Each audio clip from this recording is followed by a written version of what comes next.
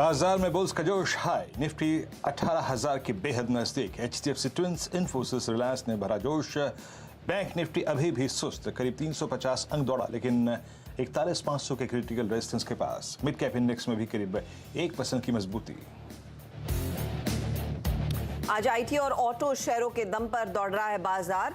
दोनों इंडाइसेस 1% ऊपर। L and T tech services, L and T Infotech, Coforge के साथ दिग्गज इन्फोसिस में दिखी 2 से 3% की तेजी। वहीं सीमेंट शेयरों में भी मजबूती। डॉक्टर रेड्डीज ने Q2 में पेश किए शानदार नतीजे। किसी एक तिमाही में सबसे ज्यादा सेल्स, पीबीटी और एबिटा का आंकड़ा भी बेहतर। वहीं मुनाफा करीब 12% बढ़कर 1100 करोड़ रुपए पहुंचा। रिजल्ट्स के बाद शेयर में कमजोरी। और आज 3 दिग्गज कंपनियों के नतीजों का इंतजार। एल&टी, भारतीय एयरटेल और टाटा स्टील पेश करेंगे अपने नतीजे। 20% बढ़ सकता है एल&टी का मुनाफा, फ्लैट रह सकता है मार्जिन।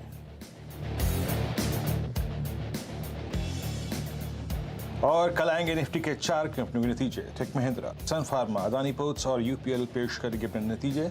सन फार्मा के मुनाफे में 8% की गिरावट की संभावना, मार्जिन पर भी दबाव संभव। नमस्कार, स्वागत है आप सभी का सीएनबीसी आवाज पर। आप देख रहे हैं कमाई का अड्डा। दिल्ली से मेरे साथ है वीरू और मैं हूं हर्षदा सावंत।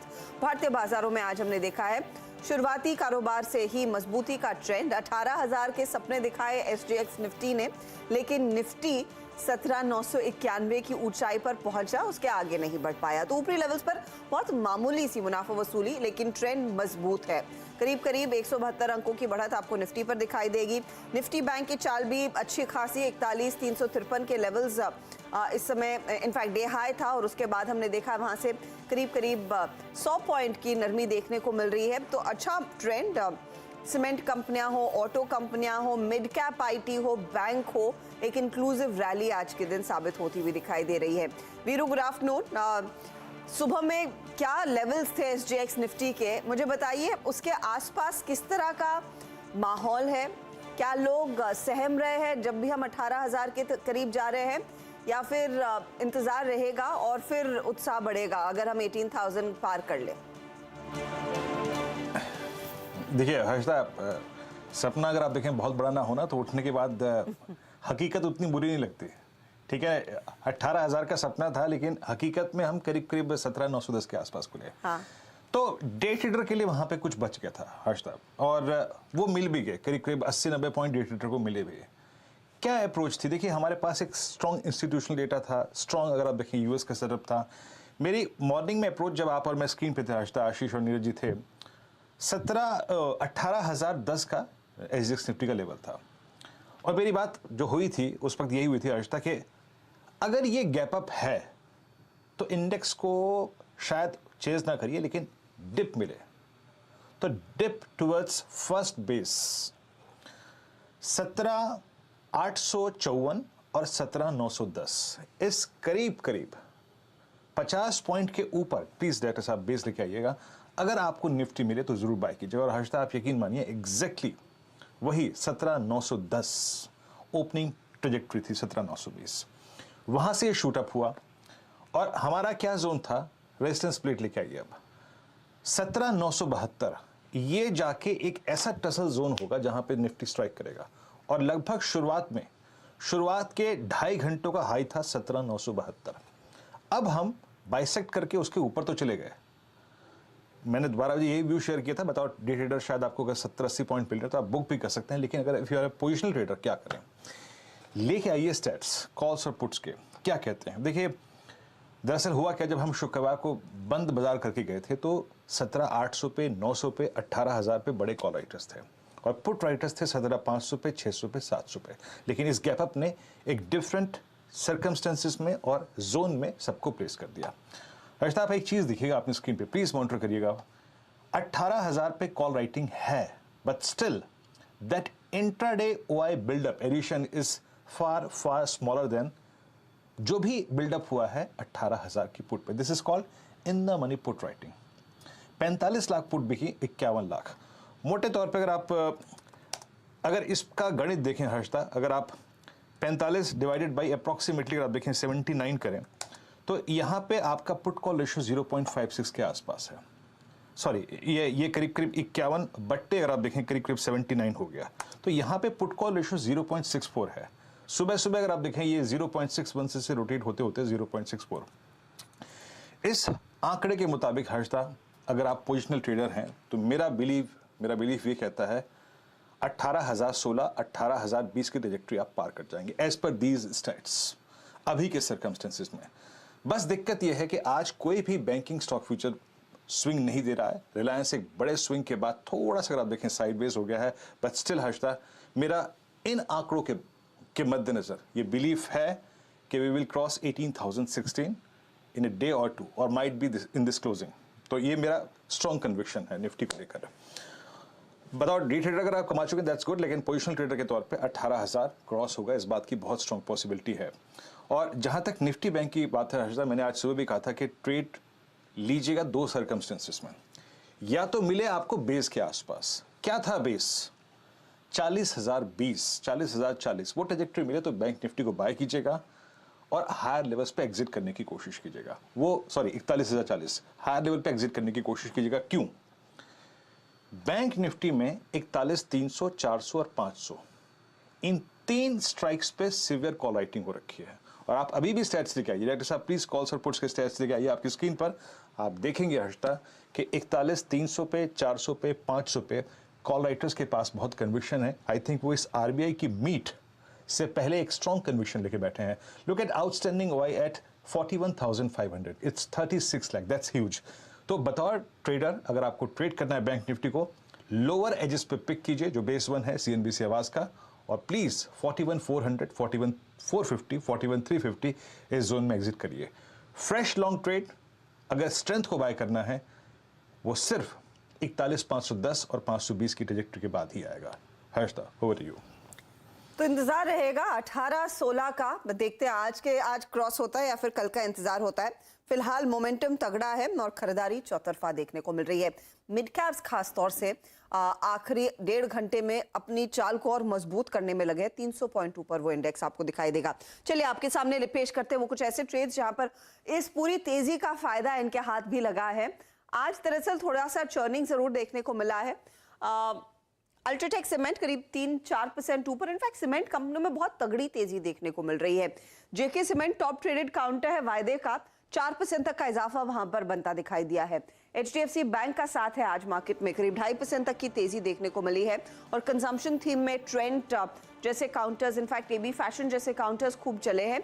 ट्रेंड में हमने देखा है करीब 8% तक का ओआई एडिशन, 5% ऊपर वो स्टॉक ट्रेड करता हुआ। तो लॉन्ग की पोजीशंस यहां पर ऐड होती हुई, लेकिन क्या नहीं चला। जैसे अंदाजा लगा था एनटीपीसी के नंबर से थोड़ा सा निराश बाजार, 2% नीचे। अपोलो हॉस्पिटल में थोड़ा सा करेक्शन देखने को मिला है। इंटेलेक्ट डिजाइन के नंबर्स फ्राइडे दोपहर में आए थे, परफॉर्मेंस खराब, कमेंट्री भी अच्छी नहीं, स्टॉक की हो रही है धुलाई, 12% नीचे। और बंधन बैंक कंपनी के मैनेजमेंट ने साफ कहा है कि आने वाले तिमाहियों में स्लिपेजेस थोड़े से और बढ़ते हुए दिखाई दे सकते हैं। स्टॉक आप देख रहे हैं करीब करीब 9% के नुकसान पर ट्रेड कर रहा है। तो ये वो काउंटर्स हैं जहां पर तेजी के बाजार में लोगों ने प्रॉफिट बुक किया है या फिर शॉर्ट की पोजीशंस खड़ी की हैं। यह है फिलहाल मार्केट का हाल। हमारे साथ हमारे जानकार अब जुड़ रहे हैं जो आपको बताएंगे आपकी आज क्लोजिंग के लिए रणनीति क्या होनी चाहिए। मुंबई से प्रकाश कावा, इसके अलावा हम जोड़ रहे हैं कार्यक्रम में विकास सालुंखे को, राजेश सातपुते को और साथ ही साथ शिल्पा रावत को भी। फंडामेंटल्स पर हम बात करेंगे शरद अवस्थी से, मानस जायसवाल भी कार्यक्रम का हिस्सा बनेंगे। साथ ही आज 2:20 पर बीकाजी फूड्स इंटरनेशनल, इस कंपनी का आईपीओ खुल रहा है। 3 नवंबर को खुलेगा इशू। कंपनी का मैनेजमेंट दीपक अग्रवाल, कंपनी के प्रोमोटर हमारे साथ जुड़ेंगे, उनसे डिटेल में बातचीत होगी। इसी पर एक एनालिसिस भी लेकर आएंगे। शरद क्या कहते हैं, नंबर्स उन्होंने पढ़े हैं, डीआरएच भी पढ़ लिया है, अब आपने आवेदन देना है या नहीं, उस पर भी आपके लिए एक अपडेट आएगा। ऑटो बिक्री के आंकड़े कल सुबह से आना शुरू हो जाएंगे। 1 नवंबर है तारीख, यानी कि अक्टूबर में ये महीना कैसा रहा है बिक्री के लिहाज से, इसका अपडेट ऑफ कोर्स हम लेंगे दीपाली से। चार का चौका में आज सस्ता ऑप्शन शिल्पा रावत देंगी। एफएनओ सुपरस्टार मानस जायसवाल के जिम्मे। चार्ट का चमत्कार विकास सालुंखे से लेंगे और साथ ही साथ शरद बताएंगे आपको मिड कैप फंडा ट्रेड। एलेक्सर सिक्योरिटीज के आज दीपन मेहता भी कार्यक्रम का हिस्सा बनने वाले हैं। तो एक एक्शन पैक सेशन आपके लिए होगा हासिल। जी, तो ये पूरा का पूरा एक्शन क्रमबद्ध तरीके से कमाई का अड्डा में एक एक करके आएगा। अब आइए काम करते हैं, जो ट्रेड एट 2:05 के ट्रेड्स को पिक करना शुरू करते हैं। प्रकाश सर नमस्कार। प्रकाश सर, 17,900 ये आज पुट राइटर का सबसे बड़ा कन्विक्शन जोन है। इवन 18,000 पे पुट राइटिंग हो रही है। सर, आपको कन्विक्शन क्या कहता है इस वक्त बाजार में, क्या चीज कर रहे हैं आप? well, ऐसा है कि मार्केट में अब भी निफ्टी और ट्रेंड इंटैक्ट है, कॉम्प्रोमाइज नहीं हुआ। हाँ, 18,000 एक साइकोलॉजिकल रेसिस्टेंस है, 41,500 ये भी एक साइकोलॉजिकल, लेकिन एक बार ये पार कर लेगा गैप अप तो मेरे ख्याल से एक अच्छी तेजी दिखेगी। स्टॉक जो मैंने चुना है इस वक्त वो है इंडियन होटल्स। इस पर ध्यान देना चाहिए, इंडियन होटल्स पर अच्छी तेजी है और बहुत अच्छे कंसोलिडेशन के बाद एक अपमूव मिला है। मेरी अब ट्रेड कर रहा है 332 के आसपास, मेरे ख्याल से 350 तक जाना चाहिए Indian hotel. Matter of time, आजकल में स्टॉप होगा 328 Indian hotels. Okay, Indian hotel and specially closer to new year. I mean, जब नवंबर का महीना शुरू हो गया है, पर्यटन और न्यू ईयर का अगर आप देखें, पर्यटन, सर्दियों का पर्यटन सब शुरू होगा। इंडियन होटल्स आपके स्क्रीन पे एक बार फिर से अगर आप देखें अपने करियर के हाईएस्ट ट्रैजेक्टरी पे करता है। शिल्पा जी नमस्कार, कार्यक्रम में स्वागत है। और लास्ट जब कार्यक्रम हर्षदा और मैं आपके साथ कर रहे थे और मारुति के नंबर्स के बाद आपने 9500 की कॉल दी थी हर्षदा के प्रश्न के एवज में, बेहद शानदार वो कॉल गई। और वाकई अगर आप देखें उस वक्त मेरे ख्याल से वो करीब 200-250 रुपए के फ्रैक्शन से आउट ऑफ मनी थी, but still you took that call.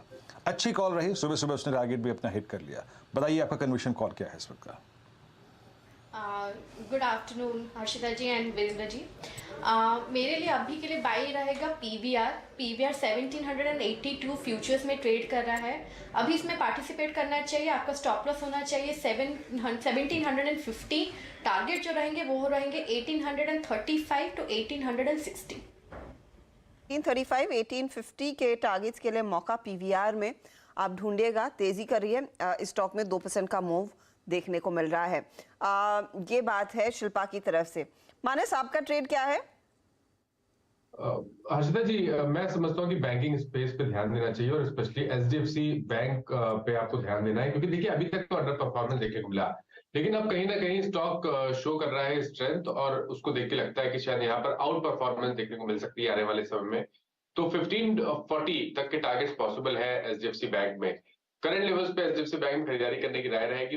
1470 के नीचे स्टॉप लॉस रखिए और टारगेट बड़े सेट करिए 1540 के। और यहाँ पर ऑप्शन भी ले सकते हैं, जो 1500 का कॉल ऑप्शन है वहां पर आप खरीदारी करिए। 29 रुपीज के आसपास ट्रेड हो रहा है, उस पे आप एक लॉन्ग ट्रेड ले सकते हैं। 20 रुपए का स्टॉप लॉस लगाइए और 50 रुपए के टारगेट सेट करिए। तो ये फिलहाल आपके लिए एक अपॉर्चुनिटी एचडीएफसी बैंक में देखनी मिल रही है। 2% ऊपर एक काउंटर। अगर आप फ्यूचर्स में ले रहे हैं तो 1540 के टारगेट के लिए सीधे ट्रेड लेंगे। ऑप्शंस में भी तरीका है, 1500 का कॉल लेना है जो इस समय 29 के आसपास है। 50 का टारगेट आप लगाकर चलेंगे। ये है फिलहाल आपके लिए तेजी वाला ट्रेड एचडीएफसी बैंक में, जो आज निफ्टी बैंक में और एक्स्ट्रा ऊर्जा भर रहा है।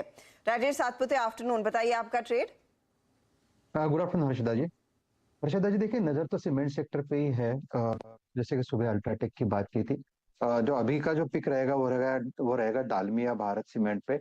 ओपन इंटरेस्ट में जंप है। सबसे बड़ी बात है प्राइस जो है it is trading well about 100 DMA and 200 DMA, जो करीबन 1570 के आसपास था। दैट मींस वहां पे एक सप्लाई था जो अभी निगेट हो चुका है। तो 1600 के आसपास जो ट्रेड हो रहा है, जैसे कि 1600 सरपास होते ही यहाँ पे एक शॉर्ट कवरिंग रैली मिलेगी। इसका टारगेट होगा पहला 1640 का। 1640 निकलने के बाद 1700 तक का मूव मुझे लगता है यहाँ पे आपको डालमिया भारत में मिलेगा। तो इससे बाय इन डालमिया भारत, स्टॉप लॉस होगा 1575 का। ओके, तो 1575 के टारगेट के स्टॉप लॉस के साथ 1640 का टारगेट रहेगा। यह है फिलहाल आपके लिए डालमिया भारत पर ट्रेड। आज हमने देखा है एक्स्ट्रा एफर्ट लिया है लोगों ने सीमेंट स्टॉक्स में पोजीशन लेने के लिए। हम आपको ट्रेंडिंग काउंटर्स में दिखा रहे थे। अल्ट्राटेक टॉप ट्रेडेड काउंटर है निफ्टी का। साथ ही साथ अगर आप वायदे की तरफ आएंगे तो जेके सीमेंट देखिए 4% ऊपर, यहाँ पर ओपन इंटरेस्ट 12% का। श्री सीमेंट में हम देख रहे हैं 4.5% की तेजी, इसमें अच्छी खासी खरीदारी बनती हुई दिखाई दी है। डालमिया भारत, जिसका अभी अभी जिक्र किया राजेश सातपुते ने, फ्यूचर्स में यहाँ पर करीब करीब 4% के गेन्स है, 5.5% तक का open interest addition. Ramco cement में हम देख रहे हैं करीब 4% के ओआई के साथ तेजी की पोजीशन। तो एक बहुत ही कॉन्शियस कॉल बाजार में लिया गया है इन सीमेंट कंपनियों में तेजी करके। वीरू, आप इस डेटा को कैसे पढ़ रहे हैं, क्योंकि क्या यहाँ पर एक्स्ट्रा एक्सूबरेंस देखने को मिल रही है या फिर ये वनडे वंडर साबित होंगे, क्योंकि एक बहुत बड़ा सेक्टोरल मूव दिखाई दिया है सीमेंट में। जी हाँ हर्षदा, और आप देखिए जानती हैं इस बार क्या हुआ है। सबसे अच्छी चीज़ क्या है, मेरे ख्याल से शुक्रवार या गुरुवार की बात है, किसी मेहमान ने हमारे यहाँ पर अल्ट्राटेक सीमेंट की कॉल ली थी। उसी वक्त जब मैं चार्ट को देख रहा था, अल्ट्राटेक सीमेंट ने इस बार इस स्विंग को अगर आप देखें लीड किया है। आज UltraTech cement 200 day exponential moving average के ऊपर आया है। और जरा एक बार मैं आपको हर्षदा जरा ओआई की समरी दिखाता हूँ। Look at OI additions in entire cement space. Cement top price gainer है और I think third top OI gainer है। सो सीमेंट का ओआई एडिशन आज सबसे ज़्यादा मैटर करता है और वेटेज रखता है। डालमिया भारत 5.5, इंडिया सीमेंट 7.1, जेके सीमेंट 12.1, रामको सीमेंट्स 5%, श्री सीमेंट 3.6% और अल्ट्राटेक सीमेंट में करीब 4.6%। हर्षदा, आपके प्रश्न का जवाब आप ही के प्रश्न में ही छुपा था।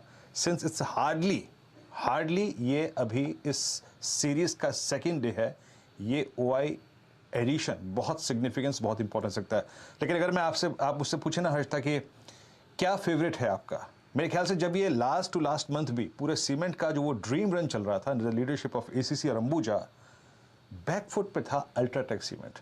तो बतौर ट्रेडर शायद मुझे अगर कुछ चेस करना होता डेटा देख के और इन terms of better risk reward ratio, Harshada वो होता अल्ट्राटेक सीमेंट। याद रखिएगा 4 नवंबर 2021 यानी मोटा मोटी एक साल की स्लोपिंग डाउनवर्ड ट्रैजेक्टरी से स्टॉक हर्षदा बाहर निकलता हुआ। हर्षदा वो यू। जी हाँ, एक बहुत तगड़ा मूव। इनफैक्ट अल्ट्राटेक सीमेंट पर शिल्पा हो सके तो एक व्यू भी दीजिएगा, क्योंकि यहाँ पर हमने देखा है तगड़ी तेजी देखने को मिली है। निफ्टी का टॉप परफॉर्मर, वायदे बाजार में भी अच्छा खासा एक्यूमुलेशन। क्या ट्रेड लेंगी? जी, अल्ट्राटेक में क्योंकि पूरे सीमेंट पैक में बहुत ज़्यादा स्ट्रेंथ है, हमने भी प्रभुदास लीलाधर में दालमिया भारत का दिया हुआ है कॉल। ऑफ कोर्स अल्ट्राटेक इसमें सबसे ज़्यादा मूवमेंट देखता है and very very strong counter. तो अभी यहाँ पे जो आपको सपोर्ट मिल रहा है वो रफली 6650 के अराउंड एक सपोर्ट बेस बनता जा रहा है। तो किसी का अगर फ्रेश लॉन्ग लेना है तो वो यहाँ पे डेफिनेटली ले सकता है 6650 के स्टॉप लॉस से। अगर किसी को यहाँ पे मान लीजिए ऑप्शन में भी ट्रेड करना है तो मेरे हिसाब से 6800 का कॉल ऑप्शन आप ले सकते हैं, ट्रेडिंग अराउंड 162 163। इसमें आपको स्टॉप लॉस जो लगाना है वो रहेगा 120 का और आपके टारगेट्स जो हो जाएंगे वो हो जाएंगे 245 से लेकर 280 तक के। तो 6800 का कॉल आप ले सकते हैं अल्ट्राटेक सीमेंट का, अगर आपने एक पोजीशन यहाँ पर भी लेनी है। यहाँ पर 280 के ऊपर जाने की पूरी क्षमता ये स्टॉक रखता है। एक अच्छा खासा मोमेंटम इस पूरे सीमेंट स्पेस में। शरद, आफ्टरनून, बताइए आपका ट्रेड क्या रहेगा? इन्फोसिस इवैल्यूएशंस पे हम लोगों को काफी बढ़िया लग रहा है। पोजीशनिंग तो कंपनी की स्ट्रांग है ही है, और जैसे जैसे अट्रिशन रेट्स वगैरह नीचे आ रहे हैं और जैसे जैसे ये थोड़ी नर्वसनेस भी सेटल डाउन होती है यूएस और यूरोपियन रिसेशन के आसपास, हमें लगता है आईटी स्टॉक्स में जनरली भी एक रीरेटिंग, एक लेग और होना चाहिए। इन्फोसिस में भी वही लेग होना चाहिए। तो अगले 2 साल में हम ये उम्मीद करें 15-16% की अर्निंग CAGR रहनी चाहिए। तो 70 रुपए के FY24 के नंबर पे हमें लगता है 25 के मल्टीपल के हिसाब से 1750 रुपए के लक्ष्य के हिसाब से इन्फोसिस से काफी बढ़िया बेट है। इन्फोसिस आज आपको अगर आप देखिए अच्छा लगता हुआ शरद जी को, एक बार इन्फोसिस का चार्ट लेके आइए और आपकी स्क्रीन पे 1533 चार्टिकली ये स्टॉक अपना 200 डे एक्सपोनेंशियल मूविंग एवरेज आज स्ट्राइक करने गया था। देखिए कितना बड़ा डिफरेंशियल है प्राइस बिहेवियर में। डायरेक्टर साहब एक काम करेंगे, आप स्क्रीन पे एक प्लीज क्रॉस चार्ट रखिएगा Infosys versus HCL technologies post number quarterly numbers. HCL technologies ने मात्र कुछ सेशन में इक्का दुक्का सेशन में अपना 200 डे एक्सपोनेंशियल मूविंग एवरेज छू लिया था और इन्फोसिस लगभग आप समझ लीजिए 2 हफ्ते बाद भी अभी तक वो काम नहीं कर पाया और आज करा जाके 200 डे एक्सपोनेंशियल मूविंग एवरेज को छुआ। एक काम करते हैं, थोड़ा सा इस प्रश्न को वाइड करते हैं, बड़ा करते हैं। मानस, अभी टेक महिंद्रा की अर्निंग्स भी आनी है और निफ्टी आईटी ने आज स्ट्राइक किया अपना 100 day exponential moving average third time within I think a week span. आप प्रीएम्प्ट करते हुए आईटी में कहाँ बाइंग करना चाहेंगे? अगर ये इस बार निफ्टी आईटी का 100 डे एक्सपोनेंशियल मूविंग एवरेज पार हो गया, ये मैं इसलिए कह रहा हूँ क्योंकि इट्स अ थर्ड स्ट्राइक, तो आप किस आईटी स्टॉक को चेस करना चाहेंगे? देखिए मेरी पसंद तो डेफिनेटली इन्फोसिस ही रहेगी, क्योंकि यहाँ पर ट्रेंड बहुत क्लियर दिख रहा है। करीब एक मंथ से अगर आप देखिए तो हाई टॉप हायर बटन बहुत क्लियरली दिख रहे हैं। कभी भी मीनिंगफुल करेक्शन नहीं देखने को मिला कि स्टॉक अपने 20 डे मूविंग एवरेज को टेस्ट करे। आज थोड़ा प्रॉफिट बुकिंग है, लेकिन यहाँ पर ट्रेंड अभी भी पॉजिटिव है। और प्रॉफिट बुकिंग का एक बड़ा रीजन ये है कि बड़े मूव के बाद 200 डे मूविंग एवरेज टेस्ट हुए हैं, तो वह एक थोड़ी सी प्रॉफिट बुकिंग है, लेकिन अंडरटोन बहुत बुलिश बना हुआ है। थोड़ा स्टॉक और करेक्ट हो जाए और 15-20 के आसपास आ जाए तो बिल्कुल 1499 के स्टॉप लॉस से वहां पर खरीदारी करके चलनी है, ये सोच के कि 200 डे मूविंग एवरेज ब्रीच हो गए तो 1575 तक के स्तर देखने को मिल जाएंगे आपको इनकी में।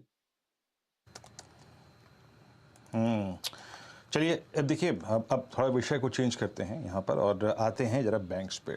HDFC बैंक मानस की कॉल थी, तो मैं उसको अगर आप देखें रिपीट नहीं करूँगा। और HDFC बैंक अच्छा करता हुआ चार्टिकली बहुत स्ट्रॉन्ग, लेकिन लुक एट HDFC। इस बार इस नवंबर की सीरीज़ की सबसे अच्छी बात ये रही है कि लीडर्स ने लीडर्स की तरह बिहेव किया है मात्र 2 सेशन में। इन्फोसिस, उसके बाद रिलायंस, उसके बाद आपका LNT, उसके बाद अगर आप देखिए आपका अल्ट्राटेक सीमेंट, उसके बाद देखिए आप आपका ये HDFC ट्विंस, दोनों अच्छा करते हुए।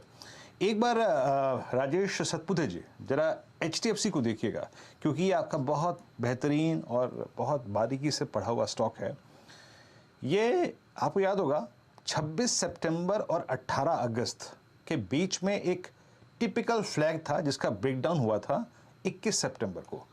अब ये उस ट्रेजेक्टरी को फिर पार करने जा रहा है। कैसे अप्रोच करेंगे आप HDFC को? वीरेंद्र जी देखिए, HDFC का चार्ट एक बेहतरीन चार्ट है, नो डाउट। लेकिन आपने बिल्कुल सही कहा, ये अपने चैनल के हायर एंड पे खड़ा है, अपर रेजिस्टेंस पे खड़ा है, जो करीबन 2460 2470 इस ट्रेजेक्टरी में आता है। तो देखिए HDFC यहाँ पे लॉन्ग ट्रेड लेना है तो थोड़ा सा हमें ट्रिकी काम करना पड़ेगा, हमें इसका ऑप्शन लेके जाना पड़ेगा, क्योंकि हम रेजिस्टेंस पे काम कर रहे हैं। प्रोबेबली कल अगर बाजार खुलता है स्ट्रॉन्ग तो यही HDFC कल ब्रेकआउट देके ही खुलेगा, और इन दैट केस हमें ये मौका छूटना नहीं चाहिए। तो यहाँ पे ऑप्शंस बाय करें। HDFC का देखिए यहाँ पे कॉल ऑप्शन अगर आपको बाय करना है तो आप HDFC का 2460 का कॉल ऑप्शन आप देखें, मुझे लगता है यहाँ पे अच्छा मौका मिलेगा। Correct me if I am not wrong, यहाँ पे 2460 का कॉल ऑप्शन करीबन वीरेंद्र जी 58 के आसपास मिल रहा है। स्टॉप लॉस होगा 45 का, टारगेट सेट करें एटलीस्ट 80 to 85 का।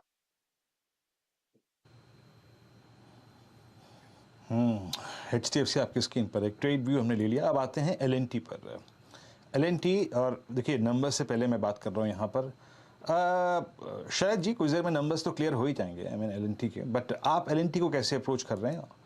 ये इसका एक बहुत ही डिसाइसिव लेग है, और मुझे बार बार जहन में आता है मेरे कि LNT ने पिछले लीड में उतना स्विंग स्ट्रॉन्ग नहीं दिया था जितना सिमंस ने दिया था और ABB ने दिया था। आप कैसे अर्निंग एक्सपेक्ट कर रहे हैं LNT से, और एट 2008 आपका प्राइस व्यू क्या है इस स्टॉक पे? और हल्का सा एक टच अपॉन चाहूँगा आपका, ये कमेंट्स में जो 3 दिन से हो रहा है, इसके पीछे रीज़न क्या है? पहले LNT पे रिजल्ट्स में हम उम्मीद कर रहे हैं कि जनरली जो कोर बिजनेस है वो तो अच्छा ही करना चाहिए। लॉन्ग टर्म में हमारा ये मानना है कि डिफेंस एक स्पेस है जो काफी बड़े रैंप अप देख सकती है LNT में, क्योंकि अभी वो लगभग 1-आधा% ऑफ रेवेन्यूज ही है। तो वहां से लॉन्ग टर्म ग्रोथ अच्छी खासी देखने को मिल सकती है। LNT को साइज एडवांटेज भी मिलना चाहिए। कोर बिजनेस में हमें लगता है, जैसा कि हम कई बार पहले भी बात कर चुके हैं, कैपेक्स साइकिल काफी स्ट्रांग रहना चाहिए, तो LNT को भी उसका फायदा मिलना चाहिए। और आपने सही पॉइंट आउट किया कि ABB और सीमेंस के कंपैरिजन में थोड़ा सा डाउन ट्रॉडन है। तो LNT में 2 हिस्से हैं वैल्यूएशन के, एक जो सब्सिडियरीज की वैल्यूएशन है और एक जो कोर बिजनेस की वैल्यूएशन है। हमारा ये मानना है कि कोर बिजनेस की वैल्यूएशन में भी थोड़ा बहुत अपवर्ड रिविजन पॉसिबल है, इन टर्म्स ऑफ वैल्यूएशन भी, इन टर्म्स ऑफ जो नंबर्स भी रिपोर्ट करेंगे, क्योंकि ऑर्डर बुक लगातार रोबस्ट होती जा रही है और आने वाले समय में और इंप्रूवमेंट होना चाहिए। और अभी वैल्यूएशन के हिसाब से बाकी का जो 40-45% हिस्सा लगभग आपकी सब्सिडियरीज की वैल्यूएशन से आता है। और हमारा ये मानना है कि चाहे वो LTI हो या आपके LNT फाइनेंस हो, दोनों ही स्टॉक्स में वैल्यूएशन अपटिक आने की काफी बड़ी गुंजाइश है। पोस्ट मर्जर उसमें भी फायदा होना चाहिए IT में भी। तो मुझे लगता है यहाँ से भी आप करीब 10% की और अपसाइड तो हम मान के चल रहे हैं कि एटलीस्ट होनी चाहिए, क्योंकि कोर बिजनेस की रिवैल्यूएशन एक सब्जेक्टिबल चीज है, बट हमें लगता है वो बिल्कुल पॉसिबल है। कमिंस में जो मूवमेंट हो रही है, मैंने उसको कमिंस को मैं बहुत डिटेल में ट्रैक नहीं करता, तो उस पर मैं कमेंट नहीं कर पाऊंगा।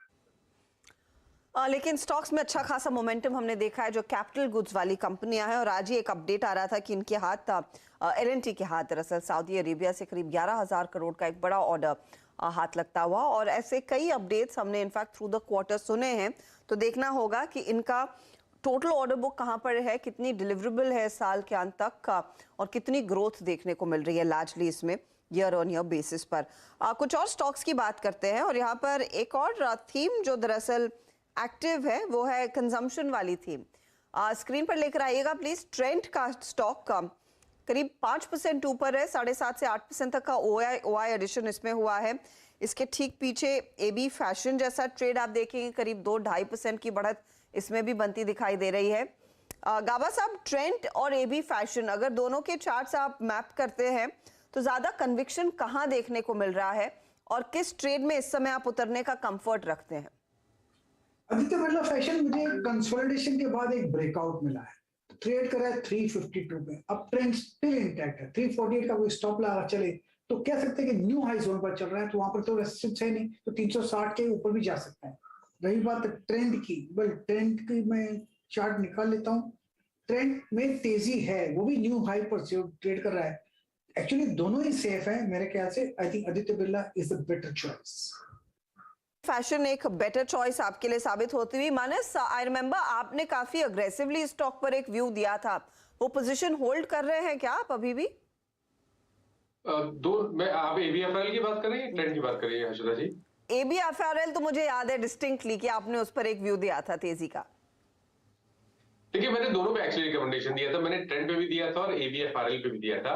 एबीएफआरएल मेरी अभी भी बहुत पसंद है। अभी भी मैं समझता हूँ कि यहाँ पर पोटेंशियल बहुत है। हालांकि ट्रेंड में भी एक फ्रेश ब्रेकआउट देखने को मिला और वहां पर भी आपको एक बढ़िया मूव देखने को मिलेगा। लेकिन अगर मीडियम टू लॉन्ग टर्म की बात करनी हो या तो शॉर्ट टर्म ट्रेडिंग की बात करनी हो, तो आई थिंक एबीएफआरएल में पोटेंशियल है 370-372 के लेवल्स को टेस्ट करने का। करंट लेवल से भी 20 रुपए का आपको एबीएफआरएल में देखने को मिल सकता है। तो यहाँ पर खरीदारी करनी चाहिए। मैं समझता हूँ कि अभी भी अगर आप खरीदारी करिए और 342 का स्टॉप लॉस रखिए तो आपको एक बढ़िया रिटर्न एबीएफआरएल में देखने को मिल सकते हैं। और 360 का कॉल ऑप्शन भी लिया जा सकता है। मेरे ख्याल से वो इस टाइम 10 रुपए के आसपास ट्रेड हो रहा है, तो एक छोटा सा स्टॉप लॉस 7 रुपए का लगाइए, एबीएफआरएल का 360 का कॉल ऑप्शन लीजिए, 18 रुपए के टारगेट सेट करिए। ये तो 360 का कॉल ऑप्शन और 18 के टारगेट के लिए एक अपॉर्चुनिटी इस समय आप लेकर चले। आदित्य बिरला फैशन में एक अच्छा मौका अभी भी दिख रहा है। अच्छा, क्योंकि हम कंजम्पशन की बात कर रहे हैं, एक स्टॉक जिसको हमने दरअसल फ्राइडे के सेशन भी डिस्कस किया था वो नायका है। नायका में एक बड़ा सरप्राइज मूव देखने को मिला। उस दिन तो ये क्या 975 तक का 52 वीक लो दिखा रहा था, अपने इशू प्राइस से नीचे ट्रेड कर रहा था। आज कुछ पोजीशंस रिट्रेस हुई हैं, अभी भी हालांकि 1100 के नीचे ही है। 11% तक के गेन्स देखने को मिले। शरद, इन मूव्स को आप कैसे पढ़ेंगे? एक तो 10 तारीख को लॉक इन खुल रहा है प्री आईपीओ निवेशकों के लिए, तो जिन्होंने मोटा पैसा बनाया है प्री आईपीओ, शायद उनमें से कुछ हाथ निकलते हुए दिखाई देंगे।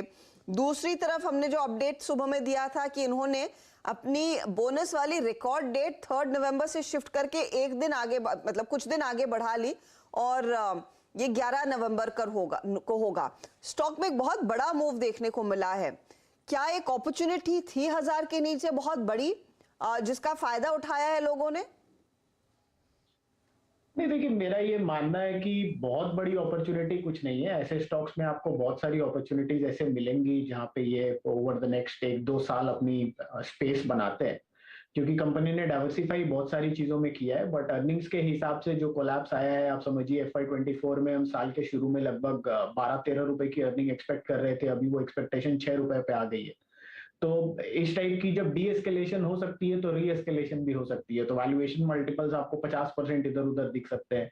जो अभी आपको लग रहा है कि शायद 100 पे वैल्यूड है, वो हो सकता है अगर ये नंबर्स इस तरीके से रैंप अप होते हैं तो वैल्यूएशन मल्टीपल 40-50 पे आ जाते हैं। और अब नॉर्मल ग्रोथ रहने वाली है, नए प्रोडक्ट्स में कंपनी लगातार एनहांस कर रही है। अगर कोई भी प्रोडक्ट, चाहे वो आपका अंडरगारमेंट्स हो या कुछ भी हो, वहां पे अगर इनर वियर हो, वहां पे अगर वो बहुत बड़ी तरीके से एक्सपैंड कर पाते हैं अपनी स्पेस को, तो वैल्यूएशन अपटिक किसी भी सेगमेंट से आ सकती है। तो ये एक जनरली एक तबका है इन्वेस्टर्स का जो इस तरीके की फॉरवर्ड 2-5 साल की स्टोरीज पे बेट कर सकते हैं। तो आज के दिन अगर ऑप्टिमम अर्निंग समझे तो FY25 में शायद 20 रुपए के आसपास आ जाए, तो 20 रुपए पे आप देखेंगे तो अभी जो वैल्यूएशन है वो लगभग 40-50 टाइम है, which is in sync with large e commerce fast growing indices. But अभी जो नंबर्स की एक्सपेक्टेशन है वो ये है कि 11-12 रुपए अर्निंग आएगी, तो 11-12 रुपए की अर्निंग के हिसाब से अभी भी महंगा है। तो ये डिपेंड करता है कि आपका व्यू पॉइंट क्या है इन स्टॉक्स में। मैं जनरली अवॉइड ही करूंगा अनलेस और अनटिल मुझे एक डिसेंट वैल्यूएशन रेंज में ये मिले। 30-40 टाइम्स फॉरवर्ड फिर भी समझ में आता है। तो अभी भी नहीं है सटीक मौका शरद जी के मुताबिक। विकास सालुके हमारे साथ जुड़ चुके हैं बात करने के लिए। विकास नमस्कार, कार्यक्रम में स्वागत है। इंडस्ट्रीज फिर एक अटैम्प्ट लेते हुए, और याद रखिएगा कुछ देर पहले हम केमिन्स की चर्चा कर रहे थे और एल&टी की चर्चा कर रहे थे। एल&टी अब 2015 में, मतलब 2015 पे डे हाई की ट्रैजेक्टरी में आके खड़ा हो गया। विकास नमस्कार, कार्यक्रम में स्वागत है। बताइए क्या चीज करेंगे मार्केट में इस वक्त आप? वीरेंद्र जी, तो मुझे लगता है कि जिस हिसाब से एचडीएफसी बैंक में हमने देखा है कि सुबह से पॉजिटिवली मोमेंटम कैरी करते हुए देखने मिल रहा है, मुझे लगता है 1540 का यहाँ पे एक इमीडिएट टारगेट लेके जा सकते हैं। नीचे मैं 1470 के आसपास का एक स्टॉप लॉस रिकमेंड करूंगा। और दूसरी बात तो एल&टी की आपने भी जस्ट बात की थी, एल&टी में भी हमने देखा है कि एक प्रीवियस जो टॉप था उसका 1995 का, वो उसने आज ब्रेक किया है और उसके ऊपर भी ट्रेड कर रहा है। तो यहाँ पे भी जो मोमेंटम है वो पॉजिटिव साइड शिफ्ट होते हुए देखने मिल रही है। हालांकि वीकली में यहाँ पे ऑलरेडी एक ब्रेकआउट देखने मिला है, तो मुझे लगता है ये कैरी होते हुए 2070 2090 के लेवल ऊपर में ओपन होते देखने मिल सकते हैं इस काउंटर में। और नीचे में अगर सपोर्ट की बात करूं तो 1970 1960 एक बेस बना चुका है, तो उस बेस पे एल&टी भी यहाँ पे एक स्ट्रॉन्ग मोमेंटम कैरी करते हुए देखने मिलेगा। तो मेरा अभी के लिए एचडीएफसी बैंक और एल&टी दोनों में मुझे लगता है पॉजिटिव रिटर्न देखने मिल सकता है। तो एक पॉजिटिव रुझान लेकर चले। 2015 पर एल&टी और नंबर्स का इंतजार तो है ही, लेकिन स्पीच थोड़ा सा गियर शिफ्ट करते हैं और प्राइमरी मार्केट की बात करते हैं। स्नैक्स और मिठाई बनाने वाली मशहूर कंपनी बीकाजी का आईपीओ 3 नवंबर को खुल रहा है। आप 7 नवंबर तक पैसा लगा सकते हैं इस इशू में। प्राइस बैंड जो तय की गया है 285 से 300 रुपए के बीच है। यहाँ पर डिटेल्स के लिए मेरे साथ कंपनी के एमडी दीपक अग्रवाल जुड़ रहे हैं। अग्रवाल साहब, स्वागत है आपका। एक बहुत ही चर्चित ब्रांड और इसकी लिस्टिंग होती हुई, मेरे ख्याल में ये वन ऑफ अ काइंड होगा। इस तरह की कंपनी शायद बाजार में लिस्टेड है ही नहीं। तो you are the pioneers in the business I guess, जो इस ब्रांड को भारत और भारत के निवेशकों से सीधा जोड़ेंगे। जी मैम, शुक्रिया। एंड इसमें कोई डाउट नहीं है कि मैम ये एथनिक स्नैक्स की और भुजिया और नमकीन की पहली इंडस्ट्री है और हलवाइयों की पहली इंडस्ट्री है जो मिठाई बनाती है। और जिन्होंने कभी सोचा नहीं था कि हम लोग सेंसेक्स पे जाएंगे और हम लोग सेंसेक्स पे जा रहे हैं, और ये इस तरह की कंपनी का पहला आईपीओ है। बताइए अग्रवाल साहब, इस आईपीओ के पीछे बड़ी वजह क्या है? क्योंकि लार्जली आप अपने प्रीवियस इन्वेस्टर्स को एग्जिट ही दिला रहे हैं। ये ओएफएस ही होगा, कोई फंड आप रेज नहीं करेंगे जो शायद कंपनी में आगे लगेगा? मैं फिलहाल तो ये प्योर ओएफएस सेल के लिए ही है। एंड कंपनी के पास में इंटरनल एक्रूवल्स के अपने हिसाब से कंपनी अगले 2 से 3 साल तक इन्वेस्ट करेगी, कैपेक्स करेगी, और जब भी जरूरत पड़ेगी तो हम लोग उसको जरूर रेज करेंगे। पर अभी देखते हुए कंपनी को इंटरनल एक्रूवल से ही वो मैनेज कर रही है, और लास्ट 1 साल में बहुत एक्सपेंशन किया, और अगले 1 साल का भी जो एक्सपेंशन है वो इंटरनल एक्रूवल से ही करने का विचार है। मैं इनफैक्ट आपके एक्सपेंशन प्लान्स पर आगे सवाल पूछना चाहूंगी, लेकिन मुझे बताइए इसमें मैं आपके डीआरएच भी पढ़ रही थी, तो इंडिया इन्फोलाइन का और स्पेशल अपॉर्चुनिटीज फंड वो कुछ हिस्सा बेचता हुआ दिखाई देगा। एक पीई फर्म लाइट हाउस कुछ हिस्सा बेचेगा, वेंडिस फ्यूचर लीडर्स कुछ हिस्सा बेचेंगे। क्या प्रोमोटर्स भी अपना कुछ स्टेक ऑफलोड करने वाले हैं? प्री आईपीओ जो प्रोमोटर्स के हाथ में स्टेक था that was nearly 76%। Post IPO कितना रह जाएगा, कितना आप लोग ऑफलोड करेंगे?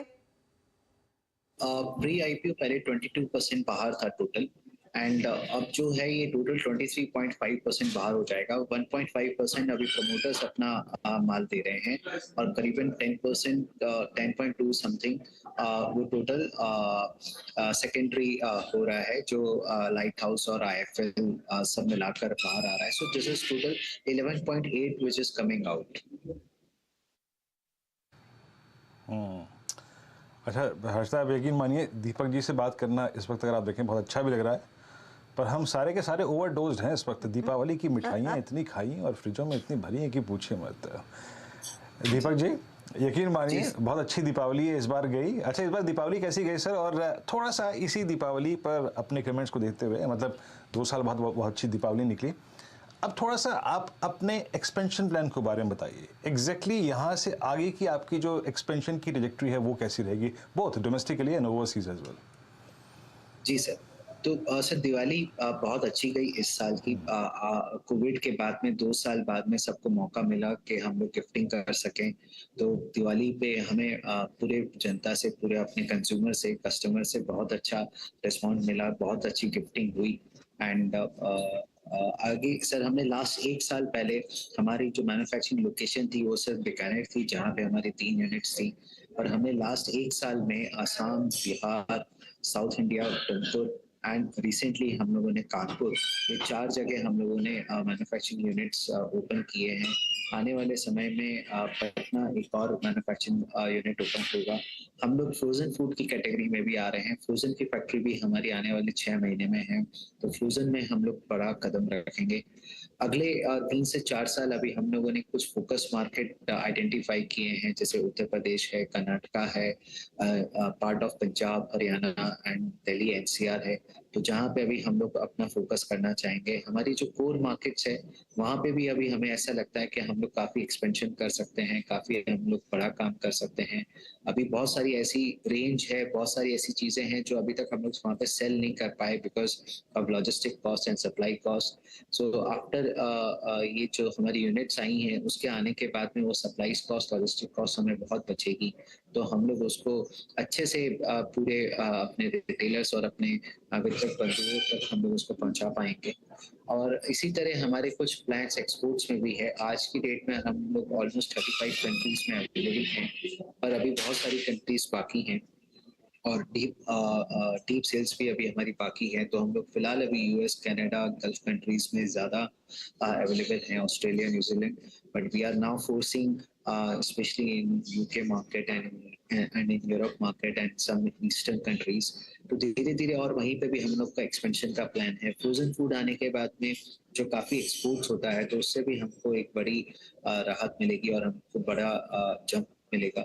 तो ये अभी हमारे फिलहाल एक्सपेंशन प्लान्स हैं। थोड़ी सी हिस्ट्री में जाना चाहूंगी, क्योंकि बीकाजी आप कह सकते हैं एक ऑफशूट है जो लार्जली हल्दीराम ग्रुप से निकले। शिवरतन अग्रवाल जी को मिला था राजस्थान का जिम्मा, फिर उनको लगा कि नहीं सिर्फ राजस्थान में मैं क्या करूं, अपना बिजनेस को बढ़ाना चाहता हूं। तो जब परिवार में तब वो बंटवारा हुआ था तो हर एक भाई को 4-4 एरियाज, एक एरिया मिला था। अब आप लोगों ने जो बीकाजी लॉन्च की उसके बाद जो स्केल देखने को मिला है, तो भारत की ज्योग्राफिकल रीच कितनी बढ़ा पाए हैं on your own as Bikaji as a brand? और इस मार्केट में तो कंपटीशन भरपूर है, कुछ जाने माने ब्रांड्स हैं जो आपके परिवार से ही आता है और कई दूसरे प्लेयर्स भी आ गए हैं। तो ये ऑर्गेनाइज्ड वर्सेस अनऑर्गेनाइज्ड मार्केट में कितना मार्केट शेयर आपके हाथ में है और उसको बढ़ाने के लिए फिर कितना पैसा खर्च कर रहे हैं आप लोग? जी मैम, हमारे जो अनऑर्गेनाइज मार्केट से ऑर्गेनाइज मार्केट काफी हो रहा है। आज की डेट में ये करीबन ऑलमोस्ट 55 to 56% अभी ऑर्गेनाइज है। तो अभी अनऑर्गेनाइज मार्केट बहुत है जिसको अभी ऑर्गेनाइज होना है। एंड अगले 4 साल में हम लोग हमें ऐसा लग रहा है कि करीबन 60% या 62% तक ये ऑर्गेनाइज हो जाएगा। एंड हमारी अभी फिलहाल 4 मार्केट्स है, राजस्थान है, असम है, नॉर्थ ईस्ट है, बिहार है, और part of Punjab, part of Haryana. So these are some of the places where we are very highly pioneer and very highly dominating. And competition तो इसमें बहुत है, पर जो कंपटीशन है तो उसमें जैसे बहुत सारे आप देखेंगे कि जो मिठाइयाँ हैं या पापड़ है, today we are the largest manufacturer of Bikaneri bhujia, second largest manufacturer of handmade papad after Lijjat. हमारे पापड़ बनाने से करीबन रोज हर महीने ऑलमोस्ट 5,000 वुमेन्स को एम्प्लॉयमेंट मिलता है. And we also believe in women empowerment.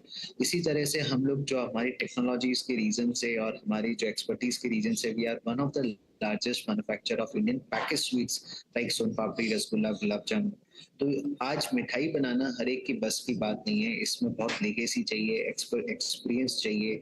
अभी भी ये बहुत स्किल्ड वर्क है, बहुत मैनुअल वर्क है, बहुत ऑटोमाइजेशन नहीं हुआ है इसमें तो रेवोल्यूशन आना बाकी है। ऑलमोस्ट 10% ही अभी तक ऑर्गेनाइज्ड मार्केट है मिठाई का, तो आप इमेजिन कर सकते हैं कि 90% मार्केट अभी भी पेंडिंग है। टोटल ये पापड़, मिठाई और नमकीन का मिला के करीबन 1.5 लाख करोड़ का मार्केट है, जिसमें अभी तक सब अगर हम मिलाएं तो ऑलमोस्ट अराउंड, अगर हम भुजिया नमकीन की बात करें तो खाली 55% ही इसका मार्केट ऑर्गेनाइज हुआ है, और मिठाई में तो सिर्फ 10% ही ऑर्गेनाइज हुआ है। तो अभी तो बहुत जर्नी बाकी है, एंड कंपटीशन बहुत हैवी है फोकस मार्केट में, पर उससे हमको उतना फर्क नहीं पड़ रहा, क्योंकि हम लोग एज ए चैलेंजर ब्रांड हम लोग वहां पे जा रहे हैं, एज ए लीडर ब्रांड। एक फाइनल पॉइंट, अभी हल्दीराम के साथ कोई नो कम्पीट वाली ज्योग्राफीज नहीं है ना? आप उनसे उनको कांटे की टक्कर दे सकते हैं हर ज्योग्राफी में? जी जरूर। we don't have any cross holdings or any cross, everyone has their own individual profit centers. Okay, all the very best. बहुत ही इंटरेस्टिंग आईपीओ, और याद रखिएगा 3 तारीख को दरअसल ये खुल रहा है, 7 तारीख तक इसमें निवेशक पैसा लगा सकते हैं। Wish you all the very best Deepak Agarwal. Sharad, इनकी बात सुनकर और इनका पूरा पोर्टफोलियो और मेन्यू सुनकर आई एम श्योर मेरी तो और कैलोरीज 4-5 बढ़ी गई हैं। आप बताइए, निवेशकों को पैसा लगाना चाहिए, ये कैलोरी काउंट बढ़ाना चाहिए अपने पोर्टफोलियो में या नहीं?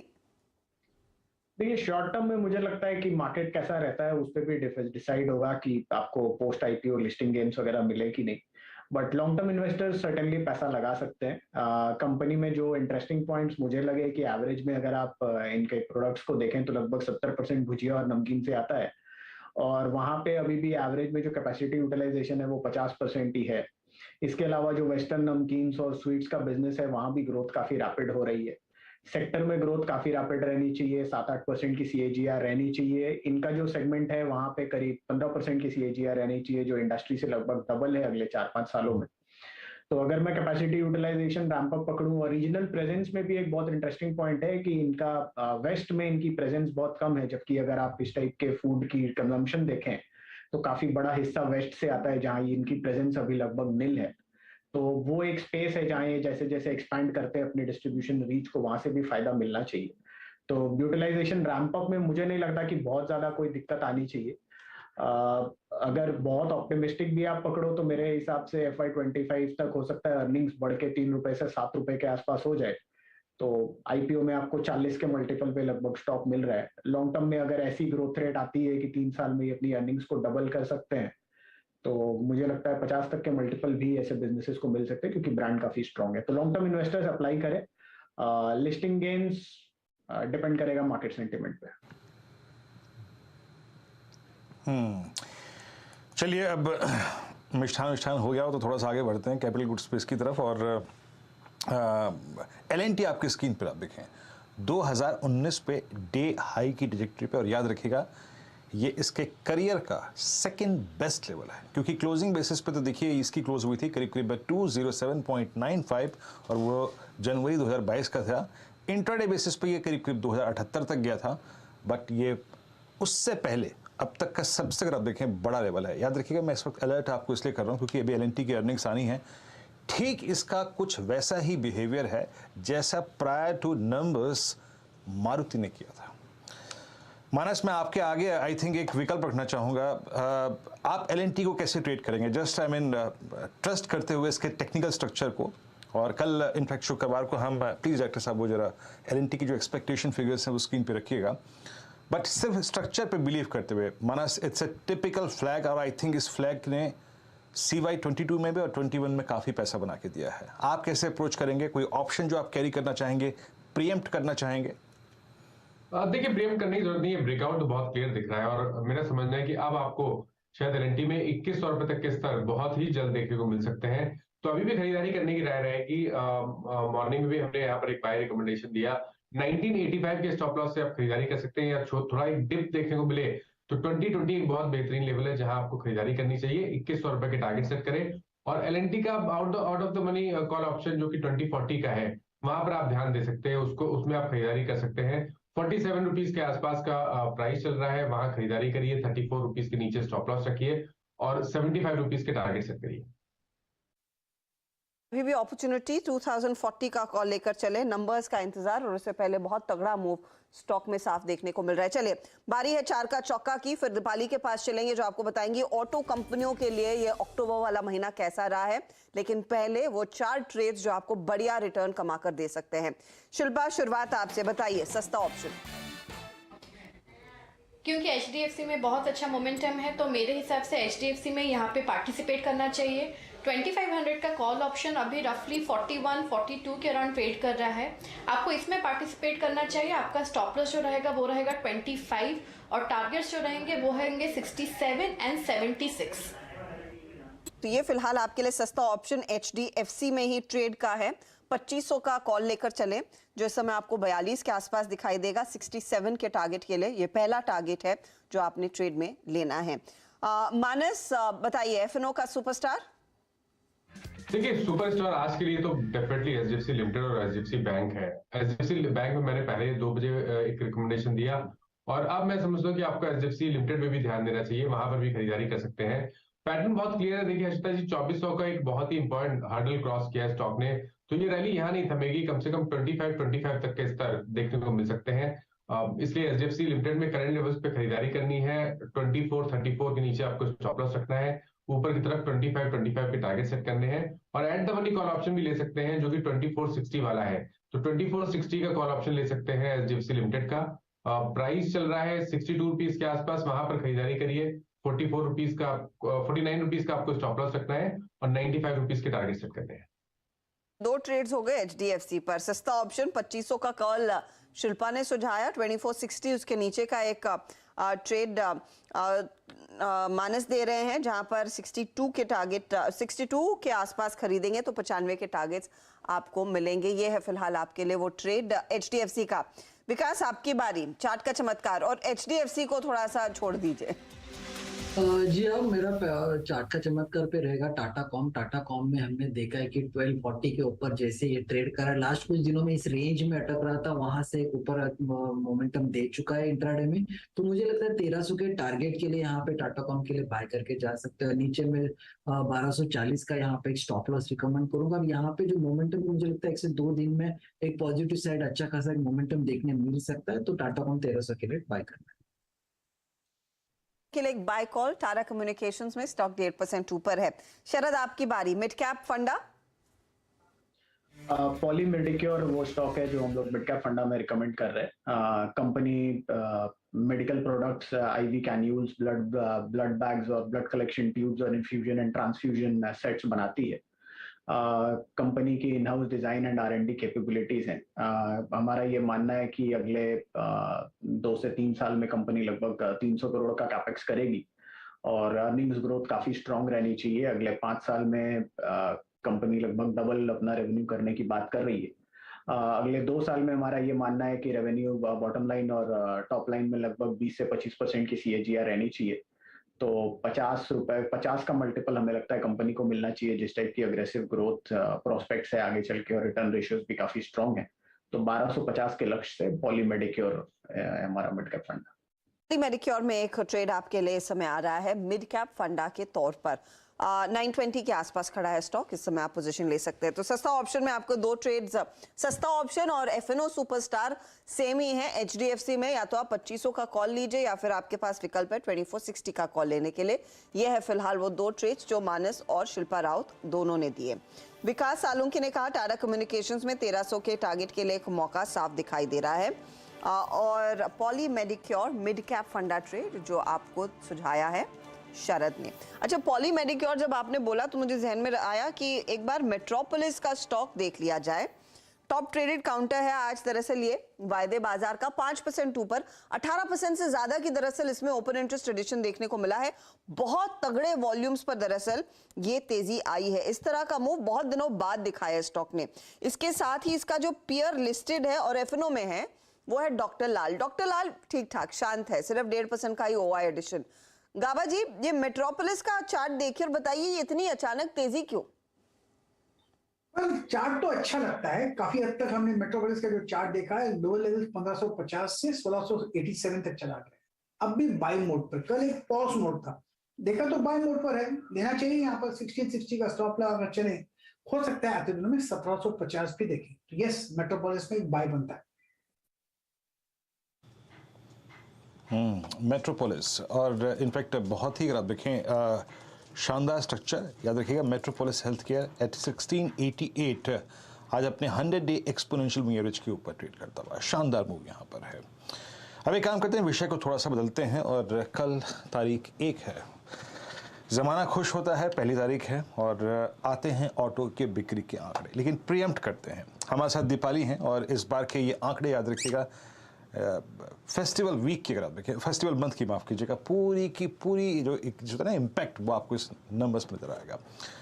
दीपाली नमस्कार, बताइए कैसे एक बार नंबर एक्सपेक्ट कर रही हैं, एंड स्पेशली इस बार टू व्हीलर्स में क्या एक्सपेक्टेशन है दीपाली? अगर अक्टूबर सेल्स मंथ के नंबर्स एक्सपेक्ट करें तो हर सेगमेंट में आपको अलग अलग परफॉर्मेंस दिखाई देगी, जिसमें सबसे ज्यादा ग्रोथ दिखेगी पैसेंजर व्हीकल सेगमेंट में, और यहाँ पर ओवरऑल जो इंडस्ट्री ग्रोथ है वो मोर देन 30% रह सकती है अगर पिछले साल से कंपेयर करें तो। वहीं जो medium heavy commercial vehicle segment है वहां पर ग्रोथ रहेगी 24% के आसपास के अक्टूबर मंथ में। और आपने टू व्हीलर सेगमेंट की बात की तो टू व्हीलर सेगमेंट की परफॉर्मेंस में बहुत ज्यादा सुधार नहीं दिखाई देगा। यहाँ पिछले साल के मुकाबले का वाई बेसिस पे कंपेयर करें तो -3% की ग्रोथ रह सकती है टू व्हीलर सेगमेंट में। अच्छा, इस बार के नंबर्स में 3-4 खास बातें रहेंगी, वो मैं बता देती हूँ, उसके बाद कंपनी स्पेसिफिक नंबर्स भी बताऊंगी। पहला तो ये, जो हमने पिछले कई महीनों से ट्रेंड देखा है वो इस मंथ में भी रिफ्लेक्ट होगा, और वो ये कि जो प्रीमियम सेगमेंट है वहां डिमांड अच्छी है, प्रीमियम गाड़ियां काफी बिकी हैं। मर्सिडीज, बीएमडब्ल्यू जैसी कंपनीज लिस्टेड प्लेयर्स नहीं है, बट यहां पर रिकॉर्ड सेल्स एक्सपेक्टेड है सितंबर के बावजूद भी। वहीं मारुति, एमएनएम, टाटा मोटर्स, यहां भी जो इनकी सबसे महंगी गाड़ियां हैं, जो एंट्री लेवल की ऊपर की गाड़ियां हैं, उनकी सेल्स बेहतर होती हुई दिखाई दी है। एंट्री लेवल सेल्स उतनी अच्छी नहीं रही है, वहीं टू व्हीलर सेल्स भी स्लो रही है, थोड़ी सी लैगार्ड रही है। ओवरऑल फेस्टिव सेल्स अगर ट्रैक्टर सेगमेंट में देखें तो वो एक्सपेक्टेशन से बेटर आती हुई दिखाई दी है। डिमांड अच्छी रही है, लेकिन जो सप्लाई कंस्ट्रेंट्स है उसका इंपैक्ट भी ओवरऑल नंबर्स पे दिखा है। अब अगर कंपनी स्पेसिफिक बात करें तो मारुति सुजुकी के जो नंबर्स हैं वो अच्छे रहेंगे। वाई बेसिस पे 22% की ग्रोथ एक्सपेक्टेड है, 1.69 लाख यूनिट्स ये नंबर आ सकता है टोटल सेल्स का। लेकिन अगेन अगर आप मंथ ऑन मंथ बेसिस पे कंपेयर करेंगे तो सितंबर में ज्यादा डिलीवरीज हुई हैं, जिसके कारण जो नंबर्स हैं M1 बेसिस पे वो -4% के आसपास रहेंगे। महिंद्रा एंड महिंद्रा की बात करेंगे तो टोटल ऑटो सेल्स है वहां पर काफी अच्छी ग्रोथ रहेगी, जिसमें XUV 700 साथ ही स्कॉर्पियो, इनका कंट्रीब्यूशन काफी रहेगा। 44% के आसपास की ग्रोथ वाई बेसिस पे। वहीं अगर आप ट्रैक्टर सेल्स देखेंगे तो ये वाई बेसिस पे 1% माइनस साइड पे रह सकती है, लेकिन एक्सपेक्टेशन से बेटर रहेंगी tractor sales. Similarly Tata motors को देखेंगे तो यहाँ 17% की ग्रोथ रहेगी वाई बेसिस पे टोटल सेल्स में, लेकिन again month on month basis पे 4% का ड्रॉप। अब आए टू व्हीलर्स पे तो यहाँ Hero MotoCorp, Bajaj Auto, TVS Motors, इन तीनों की बात करें तो हीरो मोटोकॉर्प की जो टोटल सेल्स है वो 41% घटकर आ सकती हैं सालाना आधार पर। मंथ ऑन मंथ बेसिस पे भी 13% का ड्रॉप रहेगा। सिमिलरली बजाज ऑटो की भी जो टोटल सेल्स है वो 22% कम होकर आ सकती है वाई बेसिस पे। मंथ ऑन मंथ बेसिस पे भी अगेन 13% का ड्रॉप। टीवीएस मोटर्स की कंपैरेटिवली नंबर्स बेटर दिखेंगे, यहां पर 1% की ग्रोथ दिखेगी टोटल सेल्स में वाई बेसिस पे। मंथ ऑन मंथ बेसिस पे भी कम नुकसान, -6% के आसपास का। अब अगर कमर्शियल व्हीकल सेगमेंट की बात करें तो अच्छे नंबर्स एक्सपेक्टेड है। अशोक लेलैंड की ओवरऑल सेल्स 15,300 यूनिट्स रह सकती हैं, जो कि वाई बेसिस पे ऑलमोस्ट 38% की ग्रोथ रहेगी। टाटा मोटर्स की कमर्शियल व्हीकल सेल्स देखेंगे तो वो फ्लैट एक्सपेक्टेड है। आयशर मोटर्स की अगर Volvo Eicher commercial vehicle sales देखेंगे तो यहाँ 5% की ग्रोथ आने की पॉसिबिलिटी है। टू व्हीलर में एक सेगमेंट जो अच्छा परफॉर्म करेगा वो है रॉयल एनफील्ड। हंटर जिन्होंने नई बाइक लॉन्च की थी उसकी अच्छी सेल्स का कंट्रीब्यूशन मिलेगा, जिसकी वजह से आपको रॉयल एनफील्ड सेल्स पिछले साल काफी लेगार्ड थी, इसीलिए इस बार 86% की ग्रोथ दिख रही है। तो मिक्स नंबर्स, लेकिन दो पॉकेट्स अच्छा परफॉर्म करेंगी, पैसेंजर व्हीकल सेगमेंट और commercial vehicle segment. Passenger vehicle segment अगर आप देखें अच्छा कर सकते हैं। खैर आई मीन आएंगे, दीपाली बहुत बहुत शुक्रिया। आई मीन हम इन स्टॉक से बातचीत करेंगे, इनफैक्ट प्रीएम्प्ट करते हुए क्या कैरी करना चाहिए, क्या बाय करना चाहिए, इस सब पे करेंगे बातचीत। लेकिन इस बीच एक खास मेहमान हमारे साथ बिग मार्केट वॉइसेस की कड़ी में आज जुड़ चुके हैं, श्री दीपन मेहता। इस वक्त बातचीत करने के लिए दीपन सर नमस्कार, कार्यक्रम में स्वागत है। हमारा ये फेस्टिवल वीक और फेस्टिवल मंथ सर बहुत अच्छा गया, और इनफैक्ट ये नवंबर का स्टार्ट बहुत स्ट्रॉन्ग नोट पे हुआ है। क्लोज टू 18,000, ऑलमोस्ट स्क्रीन पे 18,000 था। बैंक निफ्टी डिलीवर करता हुआ, और आज बहुत दिनों बाद दीपन जी आईटी में वो स्ट्रेंथ नजर आ रही है। आप कैसे मार्केट्स को अप्रोच कर रहे हैं इतने स्ट्रॉन्ग एक अक्टूबर के बाद जब एफआईएस का पैसा दोबारा आना शुरू हो गया, डेरिवेटिव्स में उनकी पोजीशंस काफी एग्रेसिव है, they are net long on index, आप कैसे अप्रोच कर रहे हैं मार्केट्स को इन नवंबर? गुड आफ्टरनून और आपके शो पे इनवाइट करने के लिए बहुत बहुत धन्यवाद। आई थिंक मार्केट्स एक बहुत अच्छे सिचुएशन में है और अगर ग्लोबली मार्केट स्टेबलाइज हो जाते हैं, इंटरेस्ट रेट इन्फ्लेशन जो उनकी एक्सपेक्टेशन है वही रेंज में अगर रिपोर्ट होते हैं, then I think that Indian equities में और भी आउट परफॉर्मेंस शायद हम विटनेस करेंगे। और उसका कारण यह है कि underlying fundamentals of Indian economy, corporate earnings काफी स्ट्रांग है, लिक्विडिटी पोजीशन भी बहुत ही स्ट्रांग है, एफआई का पैसा भी आ रहा है मार्केट में और रिटेल तो जारी ही है in terms of SIP as well as HNI का पैसा जो आ रहा है। तो on the whole I think सभी जो स्टार्स है, सभी जो डॉट्स है, they are matching to suggest के अगले आई थिंक एक साल 2-3 साल में be very good for Indian equities. और selectively you will see sector wise do better, जैसे कि आज हमने देखा है कि आईटी में इज डूइंग वेल और ये सिचुएशन शायद और एक आध हफ्ता चल सकती है, then banks can come back, then autos can come back. और अगर आप पूरा देखेंगे across all the sectors with the exception of commodities, I think सभी सेक्टर्स में कुछ ना कुछ अच्छा ही हो रहा है। They are getting into new growth phase lot of the sectors. और जो पुराने जो प्रॉब्लम्स थे right from covid related issues, lockdowns, regulatory issues, वो सभी जो इश्यूज है I think gradually they are being solved. So काफी ज्यादा अपॉर्चुनिटीज भी है इन्वेस्टर्स के लिए and there are many investment themes that you can follow. Okay, तो कई अपॉर्चुनिटीज, लेकिन आपको जोड़ने से पहले दीपाली मेंशन कर रही थी कि ऑटो बिक्री के आंकड़े कैसे रहेंगे एंड स्पेसिफिकली उनका हाईलाइट था पैसेंजर व्हीकल्स में बहुत तगड़ी डिमांड देखने को मिलेगी। उसका एक नंबर्स के लिहाज से रिफ्लेक्शन आगे आएगा, लेकिन मारुति ने जिस तरह का परफॉर्मेंस दिखाया सेकंड क्वार्टर में दीपन, स्टॉक का एक ही दिन में 5% का भागना, फिर आज एक फॉलो थ्रू मिलना, करंट लेवल्स पर क्या आप अक्यूमुलेट करने की सलाह देंगे?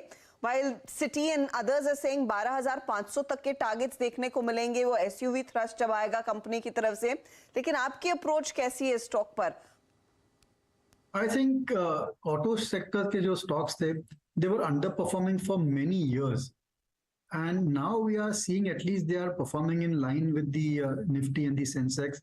और जो अंडर परफॉर्मेंस था they are gradually covering it as we speak. लेकिन मेरे ख्याल से you would see an even further outperformance in auto shares over the next few quarters also. उसकी कारण यह है कि 4-5 साल के बाद we are seeing a revival in the auto industry.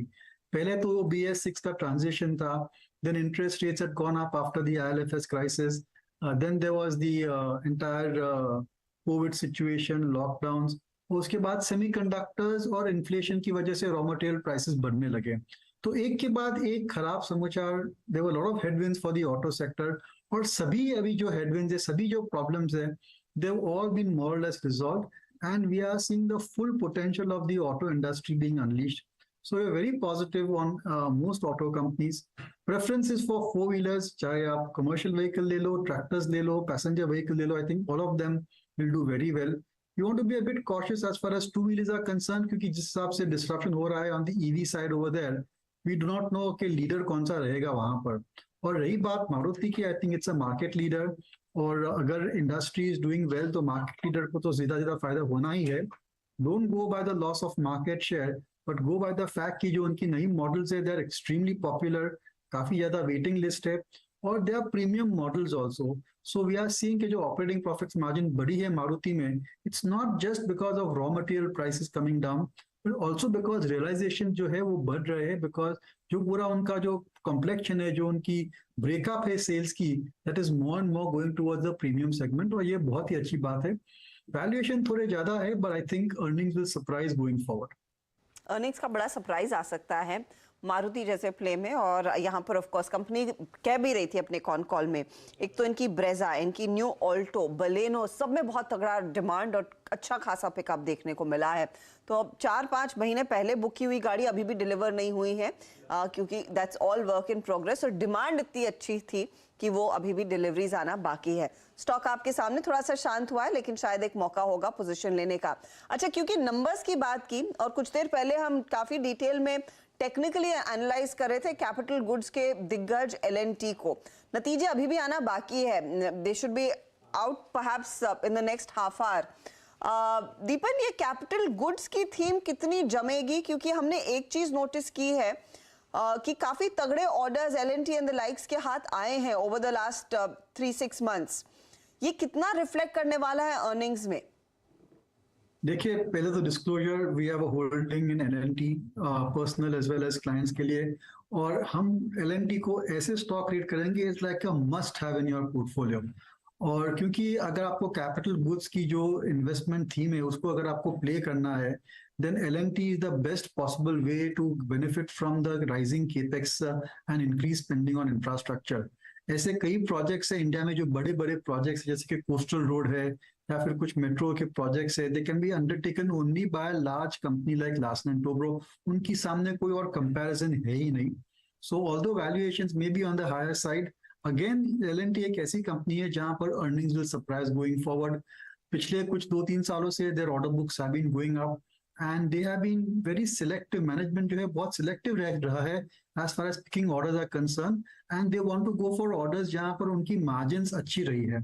तो I'm very positive on L&T, और ये नतीजे अच्छे आने चाहिए। नहीं भी आए तो भी जो सबसे important quarter है L&T का वो मार्च का quarter रहता है, और नंबर्स के ज्यादा we're looking at the order inflow, so very positive। उसके अलावा कुछ और अन्य कंपनीज भी है जो quite interesting businesses कर रही है, जैसे कि ITT cementation है, PSP projects, I think we're positive on these two companies also. Again, a disclosure here that we and our clients may be invested. अच्छा दीपन सर, एक बहुत ही ज़्यादा स्टॉक स्पेसिफिक बात करूंगा आपसे, और मतलब बीते 1.5 साल में स्पेशली पोस्ट कोविड अगर आप इन 18 महीनों को देखें तो हर बैंकिंग स्टॉक फ्यूचर ने, वेदर इट्स PSU और प्राइवेट्स, डिलीवर किया। I mean look at Canara bank, SBI at all time high, ICICI bank, axis bank at all time high, IndusInd bank कहाँ वो 260 रुपए का लेवल, आज कहाँ का लेवल आ गया। बट अभी तक HDFC बैंक में वो करिश्मा जो होता है ना वो मिसिंग है। एट 1497 सर, इसकी अंडर परफॉर्मेंस पे आपका व्यू, और HDFC बैंक को आप क्या इस प्राइस पे चेज करेंगे क्या? थोड़ा धीरज रखिए, the best of HDFC bank is still to कम।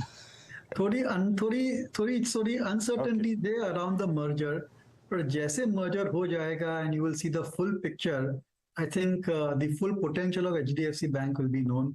और पिछले कई सालों से अंडर परफॉर्म कर रहा है HDFC बैंक। हमने ये भी देखा है कि जो उनके वैल्यूएशन रेशियोज है वो धीरे धीरे कंप्रेस हो रहे हैं, बट अंडरलाइंग परफॉर्मेंस है वो अभी भी काफी स्ट्रांग है। They are still gaining market share. और देखिए, बहुत बड़ी बैंक है, base effect also comes into play, and as such उनके कोई ज्यादा problems नहीं थे like ICICI और Axis Bank. They were always doing very well, or they were always lending in a responsible way. So I think that particular strategy है वो change नहीं हुई है। And again, this is one company which we are very very positive on. और आप देखेंगे कि जैसे जैसे uncertainties around merger is over and done with, और पूरा picture clear हो जाएगा कि जितना उनको CRR SLR में कितना डालना है, और कैसे जो deposits है HDFC की, how they're going to be taken into HDFC Bank. So जैसे जैसे clarity आएगी, I think investors will pay a greater premium for HDFC Bank. एक बार मार्केट पर नजर डालें, 17,980 के आसपास निफ्टी ट्रेड कर रहा है। ऊपरी लेवल से थोड़ा सा हल्का जरूर हुआ है, लेकिन रुपी को लेकर देखिए चिंता एक बार फिर बढ़ती हुई, क्योंकि यहाँ पर हमने देखा है पिछले आधे घंटे 45 मिनटों में वीकनेस थोड़ी सी और गहराई है। 8270 के लेवल्स पर 8272 आज का लो था, तो कमजोर फिर पड़ता हुआ रुपया टुवर्ड डॉलर। ये आंकड़े भी कभी कभी मार्केट्स को डरा देते हैं। आपको याद होगा पिछले हफ्ते जिस तरह का शेकअप देखने को मिला था रुपी में toward dollar. Deepan, does it concern you this weakening currency? Yes, of course, it would concern every Indian. पर ये हम इतना सोच कर जरूर थोड़ा दिलासा ले सकते हैं कि we are the still the best performing emerging market currency. और ये जो वीकनेस हम देख रहे हैं रुपी में, that's more to do with the dollar strength, और उसकी वजह से सर्टनली कुछ कंपनीज पर असर होने वाला है। इन्फ्लेशन पे भी नेगेटिव इम्पैक्ट आ सकता है, बट ये जो सब सिचुएशन है अपने हाथ के बाहर है। We can not really control these things, और फ्रॉम इन्वेस्टर्स पर्सपेक्टिव आप इसका थोड़ा सा फायदा उठा सकते हैं। और अगर आपने देखा है कि ग्लोबली अगर ट्रेंड्स वीक है, स्पेंडिंग वहां पर कम हो रही है, macro factors are impacting the performance of external facing companies, तो वहां पर उनको रुपी डेप्रिसिएशन या डॉलर अप्रिसिएशन का थोड़ा तो फायदा जरूर से मिलेगा. सो आई थिंक दैट थोड़ा काउंटर बैलेंस हो जाता है वहां पर, which is positive. But on the whole ये जो करेंसी का फिगर है और जो इंडिया की जो फॉरेन रिजर्व्स है, इसको जरूर से ट्रैक करना चाहिए. अभी तक तो ठीक ठाक लग रहा है. एंड एज आई सेड कि अगर ग्लोबली फाइनेंशियल मार्केट स्टेबल हो जाते हैं और we know that now the worst of inflation is behind the global economy, तो immediately you will see the positive effect currency पर भी और अपने मार्केट्स पर भी. सो let's just wait and watch. देखिए सभी चीज तो अपने हित में नहीं होने वाली है. There'll always be some problems in the market and we have to live with it and work around it. So currency is something like that only, you can think. Deepan, always a pleasure speaking to you. बहुत बहुत शुक्रिया हमारे लिए समय निकाल कर अपनी राय देने के लिए. मार्केट्स पर हाँ, रुपये की कमजोरी थोड़ी सी चिंताजनक है, लेकिन उन स्टॉक्स पर और उन सेक्टर्स पर ध्यान डालिए जो इससे परे हैं या फिर थोड़े से इंसुलेटेड है. ऑटो कंपनियों में भरपूर तेजी आ सकती है, specially Maruti and the likes में, और ऑफ कोर्स कैपिटल गुड्स में L&T पर दीपन की साफ राय कि it's a must have. Her portfolio में ये शेयर होना चाहिए. उन नंबर्स का अभी भी इंतजार. अच्छा, बात करते करते 82.73 हो गया तो रुपये में और 2 पैसे की कमजोरी बढ़ गई है. डे लो पर इस समय रुपया खड़ा है टुवर्ड डॉलर. दिन के निचले स्तरों पर रुपये कर रहा है कारोबार. नजरें रहेंगी इस पर. और बाजार भी आप देखिएगा 18,000 छू लिया क्या? एक छू लिया तो 18 ये लिए 18,000 आपकी स्क्रीन पे. ये 18,000 फाइनली 18. रुपी फैक्टर था.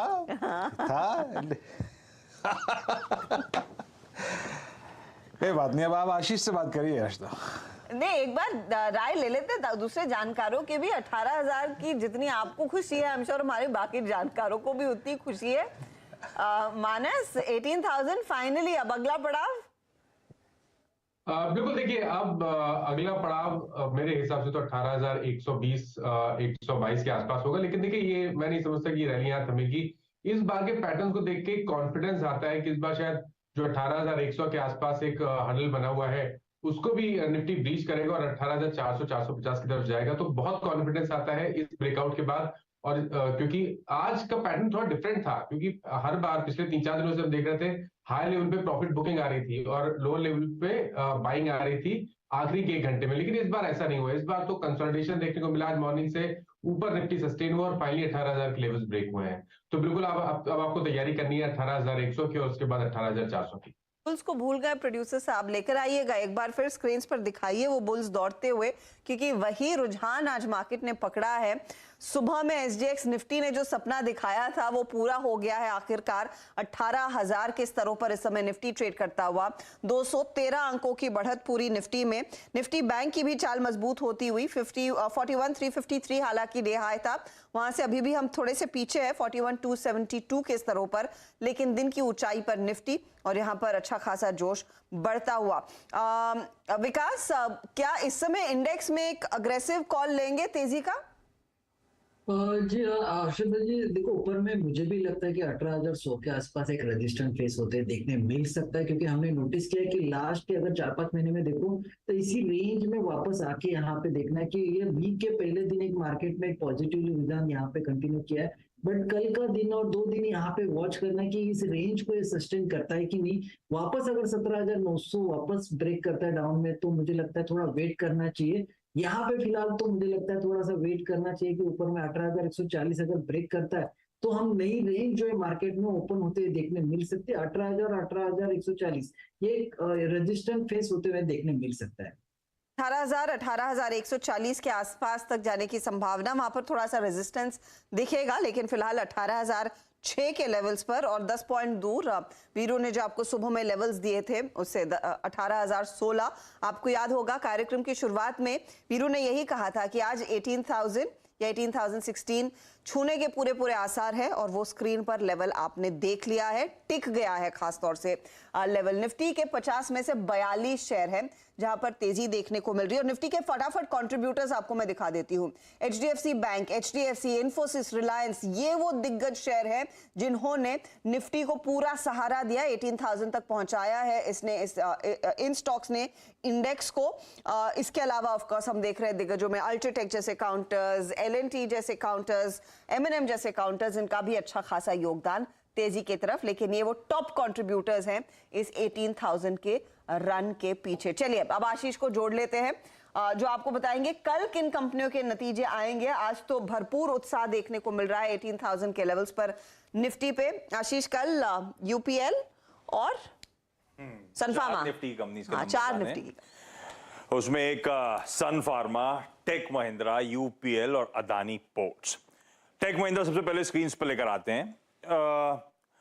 डॉलर आय 0.6% बढ़ेगी, कांस्टेंट करेंसी में 2.5% क्यू ऑन क्यू उछाल।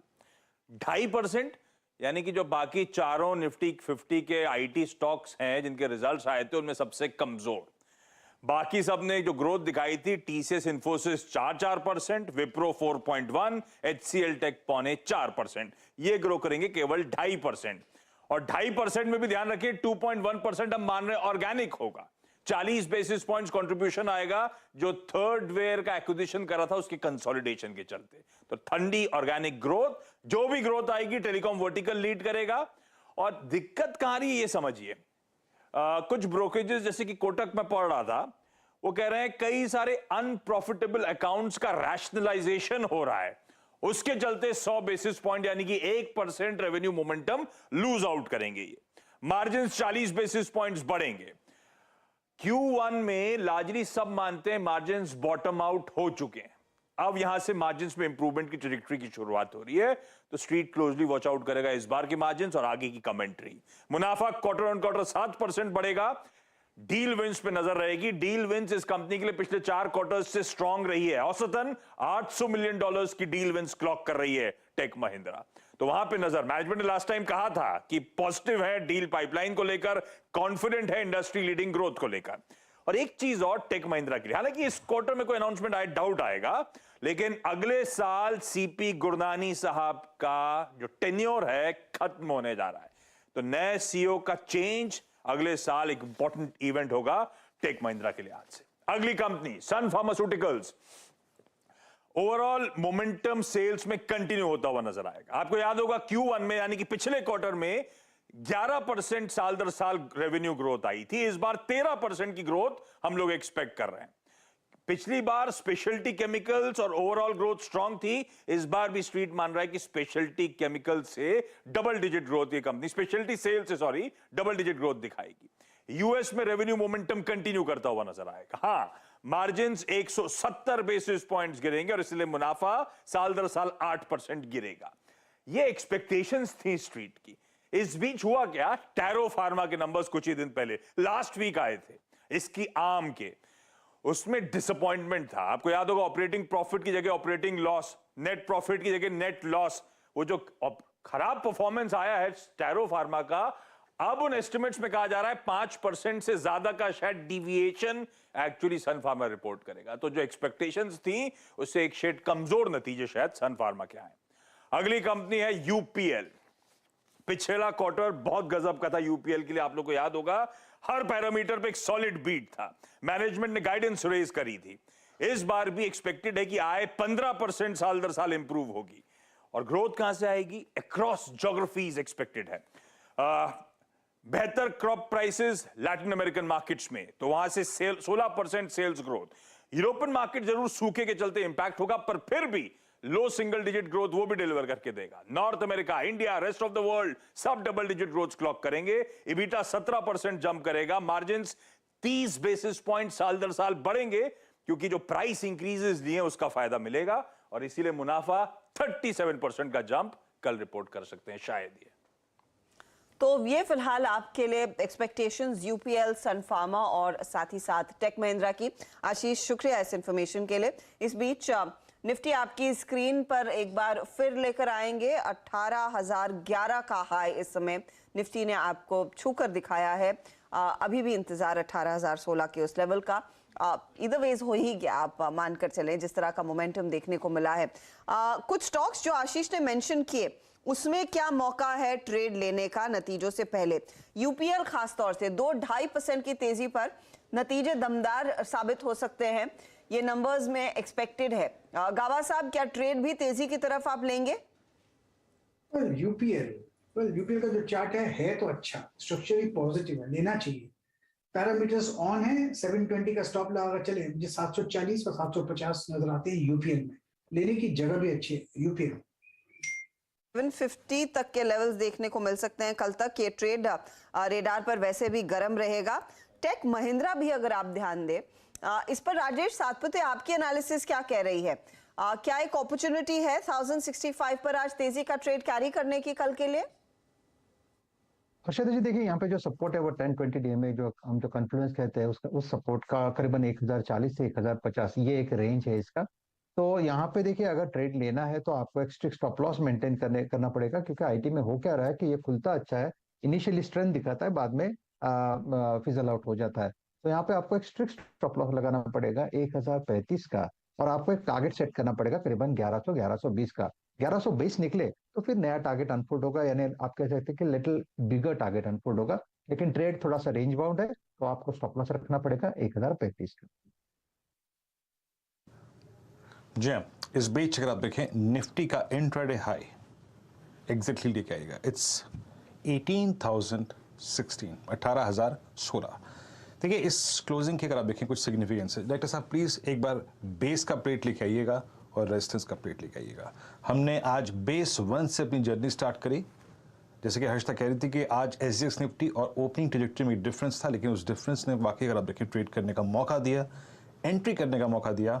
और बतौर डे ट्रेडर, जैसे कि मैंने 12 बजे की कमेंट्री में कहा, लेट्स वेट फॉर 18,016 हो गया है। 18,016 का मतलब है कि बतौर डे ट्रेडर अब आपको बुक करना है। बट पोजिशनल प्रोस्पेक्टिव से क्या मतलब, याद रखिएगा it's hardly second day of this weekly contract. ये इस वीकली कॉन्ट्रैक्ट का 3 नवंबर का मात्र अभी दूसरा सेशन है। डायरेक्टर साहब प्लीज इससे पहले कि हम बीटीएससी ट्रेड्स पे जाएं, जरा वो सुबह का ये जो 2 बजे का ऑप्शन शीट है वो दिखाइए। कॉल्स और पुट्स में क्या हो रहा है? बड़े देखिए, मैं आपको क्या बताया था 2 बजे कि आपका जो पीसीआर एट 18,000 2 बजे फ्लोट कर रहा था 0.64 पे। मैं आपको फिर बोल रहा हूं, अमूमन 90 आउट ऑफ 100 टाइम्स कभी भी जब किसी स्ट्राइक का पुट कॉल रेशियो 0.65 की ट्रैजेक्टरी को पार करता है तो वो जोन पार हो जाए, इस बात की बहुत स्ट्रांग पॉसिबिलिटी है। नौसी क्या हो रहा है अब? आप देख रहे हैं कि 2 बजे जब हम 18,000 की कॉल देख रहे थे तब क्या था? Now 18,000 call OI reduce to 70 lakh, that's good. और ये सारे के सारे पुट राइटर्स कहां पर आ जाए हैं? 18,000 पे। यही एक चीज है जो मानस कुछ देर पहले कह रहे थे ना कि आप सिंक नहीं हुए। आप 18,000 से 100 पॉइंट नीचे खुले और आपने ग्रेजुअली अगर आप देखिए इस मार्क को रीगेन किया, और यही ओपनिंग अगर 18,050 हो जाती तो यहां पे कॉल राइट रह जाता। तो ये एक अच्छी बात थी कि हम लोअर ट्रैजेक्टरी में खुले और ग्रेजुअली पुट राइटर्स ने कन्विक्शन रीगेन किया। Look at quantum of put writing in 3 strikes, 17,800, 17,900, 18,000। लगभग आपका 50 लगभग 1 करोड़ 2 लाख, लगभग 33, तो करीब 1 करोड़ 40 लाख कॉल अगर आप पुट बिकी हैं, दैट्स गुड। और आप डे हाई की ट्रैजेक्टरी के आसपास क्लोज होने की तैयारी करते हुए। इन टर्म्स ऑफ पोजिशनल ट्रेड याद रखिएगा, ये डेटा बहुत कन्विक्शन के साथ कह रहा है कि कैरी करिए। और याद रखिएगा बैंक निफ्टी एक इवेंट में फंसा हुआ है, बट स्टिल ये अपने जो कॉल राइटर्स का जोन है ना उसके आसपास ही क्लोज हो रहा है, इसमें कोई राय नहीं है। लुक एट लॉन्ग्स, करीब 133 लॉन्ग, ये और भी एक स्ट्रॉन्ग आंकड़ा है। और एक बार जरा डाउ फ्यूचर्स दिखाइएगा जनाब क्या कर रहे हैं। डाउ फ्यूचर्स आज याद रखिएगा बैकफुट पे हैं, करीब 131 अंक नीचे ट्रेड कर रहे हैं। पर याद रखिएगा प्रीवियस सेशन में आपका डाउ जो है वो 200 डे एक्सपोनेंशियल मूविंग एवरेज की ट्रैजेक्टरी को रीगेन कर चुका है। तो हर्षता निफ्टी का अगर यही डेटा क्लोजिंग बेसिस पे होता है तो ये यकीन मानिए ये बहुत स्ट्रॉन्ग स्टैट्स हैं, स्पेशली जिस प्रकार के स्टॉक्स इस मूव में कंट्रीब्यूट कर रहे हैं। L&T, Maruti, Reliance, HDFC twins, ये देखने में अच्छा लग रहा है हर्षता। जी हाँ, ये तगड़ी तेजी दरअसल इन दिग्गजों की वजह से ही आई है वीरू। अगर इनका साथ ना होता तो शायद हम आज 18,000 के लेवल्स पर नहीं बैठे होते। वैसे 18,016 ठीक आपने जो लेवल कहा था स्क्रीन पर है, 18,018 तक के लेवल्स देखने को मिले। वीरू, यहाँ पर बुक करने का कॉल लिया जाए या फिर कैरी करना चाहिए, क्योंकि थोड़ा सा स्टिकी है मार्केट, टिक रहा है इन लेवल्स को। ऐसा नहीं हुआ है कि फ्लैश इन द पैन था कि एक थोड़ा सा 18,000 का तड़का और फिर वो गायब हो गया, टिक रहा है। हर्षदा देखिए, अगर आप डे ट्रेडर हैं, अगर समेटना आपकी रिक्वायरमेंट है, अगर आप डे ट्रेडर हैं, आप शाम को माल काट के जाते हैं तो काटिए, इससे अच्छा लेवल ही नहीं हो सकता। सुबह 18,016 की बात हुई थी, बट पोजिशनली जो कन्विक्शन हमें सीरीज के पहले दिन मिल रहा था हर्षदा, देखिए क्या था, एफआईज बायर थे, इंडेक्स के ह्यूज बायर थे, 23,000 कॉन्ट्रैक्ट से लॉन्ग थे और 17,500 पे, 600 पे, 700 पे पुट राइटर थे। अब ये क्लोजिंग मुझे ये कह रही है, चाहे वो डीआईएस के पैसे से बाजार यहां पर आया हो या फिर एफआईएस के पैसे से, लेकिन जिसने भी माल खरीदा है आज उसने स्ट्रॉन्ग पुट राइटिंग करी है 17,800 पे, 17,900 पे, 18,000 पे। इसीलिए पोजिशनली आपको लॉन्ग होना चाहिए। बस ये बैंक निफ्टी अपने इवेंट से निकल आया ना हर्षदा, तो वो चीज़ भी पूरी हो जाएगी। बस अच्छी बात यह है कि बैंक निफ्टी और निफ्टी में जो एक डिफरेंशियल क्रिएट हो गया था इन terms of price performance, Reliance ने, एचडीएफसी ने, एलएनटी ने, मारुति ने एटलीस्ट वो पूरा कर दिया हर्षदा। तो जो गैप रह गया था वो फिल हो गया है दिग्गज काउंटर्स की बदौलत, निफ्टी और निफ्टी बैंक में जो हमने डिफरेंशियल देखा था। फिलहाल निफ्टी आपकी स्क्रीन पर एक बार फिर लेकर आएंगे और निफ्टी बैंक में भी पूरा दमखम है, 300 पॉइंट की बढ़त। मिड कैप्स जिसका मैं जिक्र पहले भी कर रही थी, अब वो इंडेक्स 400 पॉइंट ऊपर है, तो बहुत तगड़ा रन मार्केट्स में देखने को मिला है। अच्छा, एक बार प्लीज लेकर आइएगा नायका का स्टॉक। इसमें इतनी तेजी हो गई है ना, जब हम इस पर नजर डाल रहे थे लास्ट क्या था, 1074 के आसपास था, 1167 के लेवल्स आ चुके हैं। 18% की तेजी आज के आज ही ये स्टॉक आपको दिखा रहा है।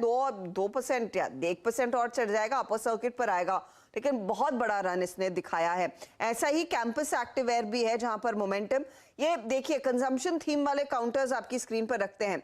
Nykaa 18%, Campus Activewear 4%, Westlife 3.5%, Barbeque Nation करीब करीब आधे से 1% की तेजी। और इस घंटे दरअसल यहाँ पर मोमेंटम अच्छा खासा, और पहले तो हम ट्रेंड जैसे काउंटर्स, एबी फैशन जैसे काउंटर्स की बात कर ही रहे थे, वहां पर अभी भी मोमेंटम कायम है। चलिए अब हमारे जानकारों से लेना शुरू करते हैं एसटी बीटी या बीटी एसटी। मानस बताइए क्या ट्रेड होगा?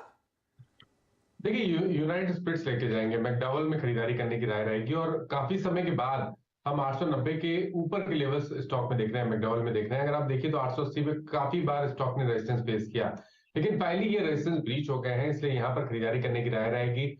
880 रुपए का स्टॉप लॉस रख के खरीदारी करिए 925 रुपए के टारगेट के लिए। खुशी का इजहार करते हुए मानस यूनाइटेड स्पिरिट्स कैरी करेंगे कल के लिए, पर याद रखिएगा कल दिल है मंगलवार, लेकिन फिर भी आज यूनाइटेड स्पिरिट्स मानस कैरी कर रहे हैं 896 पर। राजेश सतपति जी आपके कैरी करेंगे कल के लिए? वीरेंद्र जी देखिए, सीमेंट सेक्टर की बात हुई वो ऑलरेडी उस पर बहुत बात हुई। अल्ट्राटेक भी अच्छा है, दालमिया भारत जिसका जिक्र किया वो भी कैरी करेंगे, लेकिन कुछ नया लेके जाना है, then I would like to go with Reliance Industries. Reliance क्यों? क्योंकि रिलायंस अपने हर इंपॉर्टेंट लेवल्स के ऊपर क्लोज हो रहा है, और ये बहुत बड़ी बात है। ये 2500 का जो लेवल था वो एक रेजिस्टेंस था, क्लिस्टर था, तो रिलायंस बाय करूंगा। मेरा स्टॉप लॉस होगा 2520 का, 30 पॉइंट्स का स्टॉप लॉस मेंटेन करूंगा। फ्यूचर में मेरा टारगेट जो इमीडिएट बेसिस पे अगर आप कहें तो मेरे हिसाब से ये 2620 से लेके 2650 यानी करीबन 70 to 80 रुपीज का मूव मुझे लगता है रिलायंस में अभी पेंडिंग है। तो परसों के बड़े मुंह के बाद आज थोड़ा सा पॉज है, so I would like to go long in Reliance Industries. Okay, याद रखिएगा जब रिलायंस के संदर्भ में बातचीत हो या फिर कोई भी बाय कॉल्स इस स्क्रीन पर प्रस्तुत की जाए तो एक्सटेंडेड डिस्क्लेमर आपकी स्क्रीन पे है।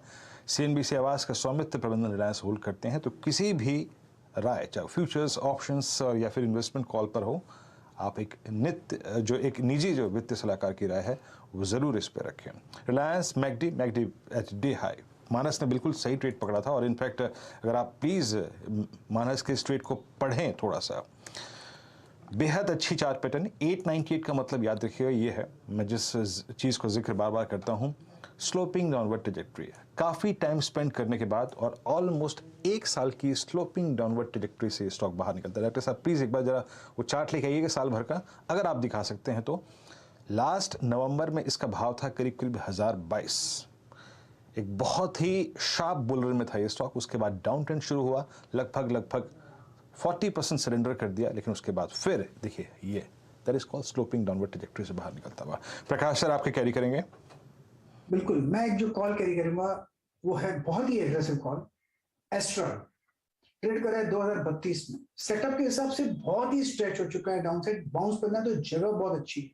इनफैक्ट ये बाई सिग्नल जनरेट हुआ है ऑन सर्टेन पैरामीटर्स। मुझे लगता है 2100 तक जाना चाहिए, मैटर ऑफ टाइम। स्टॉप होगा 2000 का एस्ट्रल। प्रकाश सर की ये कॉल जो है, याद रखिएगा, it's a typical pull back trade. Astral 2031। देखिए किसी भी ट्रेड के बारे में उसकी प्रॉपर्टी क्या है आपको समझाना बहुत ज़रूरी है। प्रकाश सर ने एक कॉन्ट्रा कॉल ली है, एक ऐसा स्टॉक जो कि पूरी 12 सितंबर की सीरीज, मतलब 12 सितंबर से लेकर अब तक डाउन ट्रेंड में था। इवन इतना ओवरसोल्ड है कि अपने 200 डे एक्सपोनेंशियल मूविंग एवरेज के नीचे ट्रेड कर रहा था, आज इसने 200 डे को रीगेन किया है। तो ये एक कॉन्ट्रा कॉल है प्रकाश सर के सौजन्य से। शिल्पा जी, आपके कैरी करेंगे? क्योंकि सीमेंट बहुत अच्छा चल रहा है, बैंकिंग में भी बहुत स्ट्रेंथ है, सब सेक्टर से हम लोग एक सेक्टर जिसको इग्नोर कर रहे हैं वो है reality sector. Godrej properties, DLF, Obra reality, every strip is performing very well. In fact Obra reality में फ्राइडे से ही मोमेंटम बहुत स्ट्रॉन्ग पकड़ा हुआ है, तो मैं इसको कैरी करूंगी। लेकिन मैं इसको ऑप्शंस के थ्रू में कैरी करना चाहूंगी। 940 का कॉल ऑप्शन ट्रेड कर रहा है 24.80 पैसे में, तो मैं इसको कैरी करूंगी। आपको जो स्टॉप लॉस रहेगा वो रहेगा 18 और टारगेट्स जो रहेंगे वो 32 एंड 37 के रहेंगे।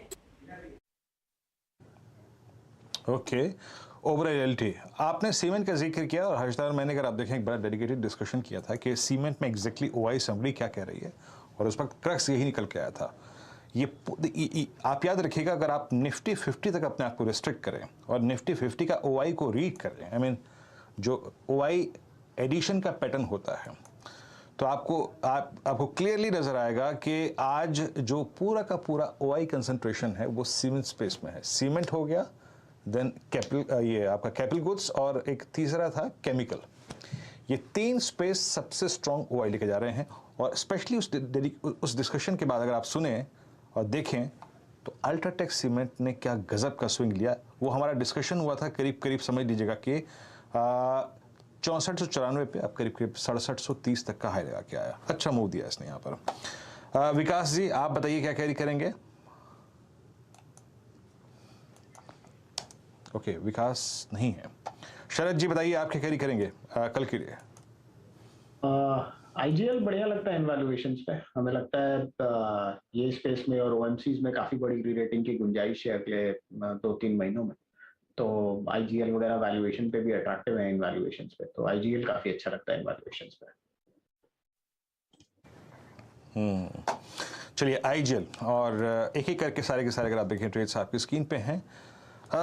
कुछ ऐसे स्टॉक जो नहीं चले थे अभी और आज चल रहे हैं, और देखिए उनके पीछे कुछ लॉजिक्स भी थे, लेकिन मैं उन पे नहीं जाऊंगा। लेकिन लेट्स सी, बजाज फाइनेंस 7140, आज एक छोटा सा पुल बैक यहाँ पे था। और होटल स्पेस में याद रखिएगा आज गजब का मूव है। अभी हमारे एक विशेषज्ञ ने इंडियन होटल्स की बात की भी थी।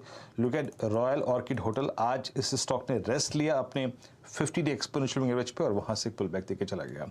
आज मुझे याद आता है सुबह जब हमने 4 का चौका शुरुआत की थी तो मेरे ख्याल से सचिन जी ने जुबिलेंट फूड मार्क किया था, और जुबिलेंट फूड को देखिए लगभग 9:40 पर वो कॉल गई थी, and Jubilant food now at 612 at day high, दिन के सर्वोच्च स्तरों पे आके ट्रेड करता हुआ।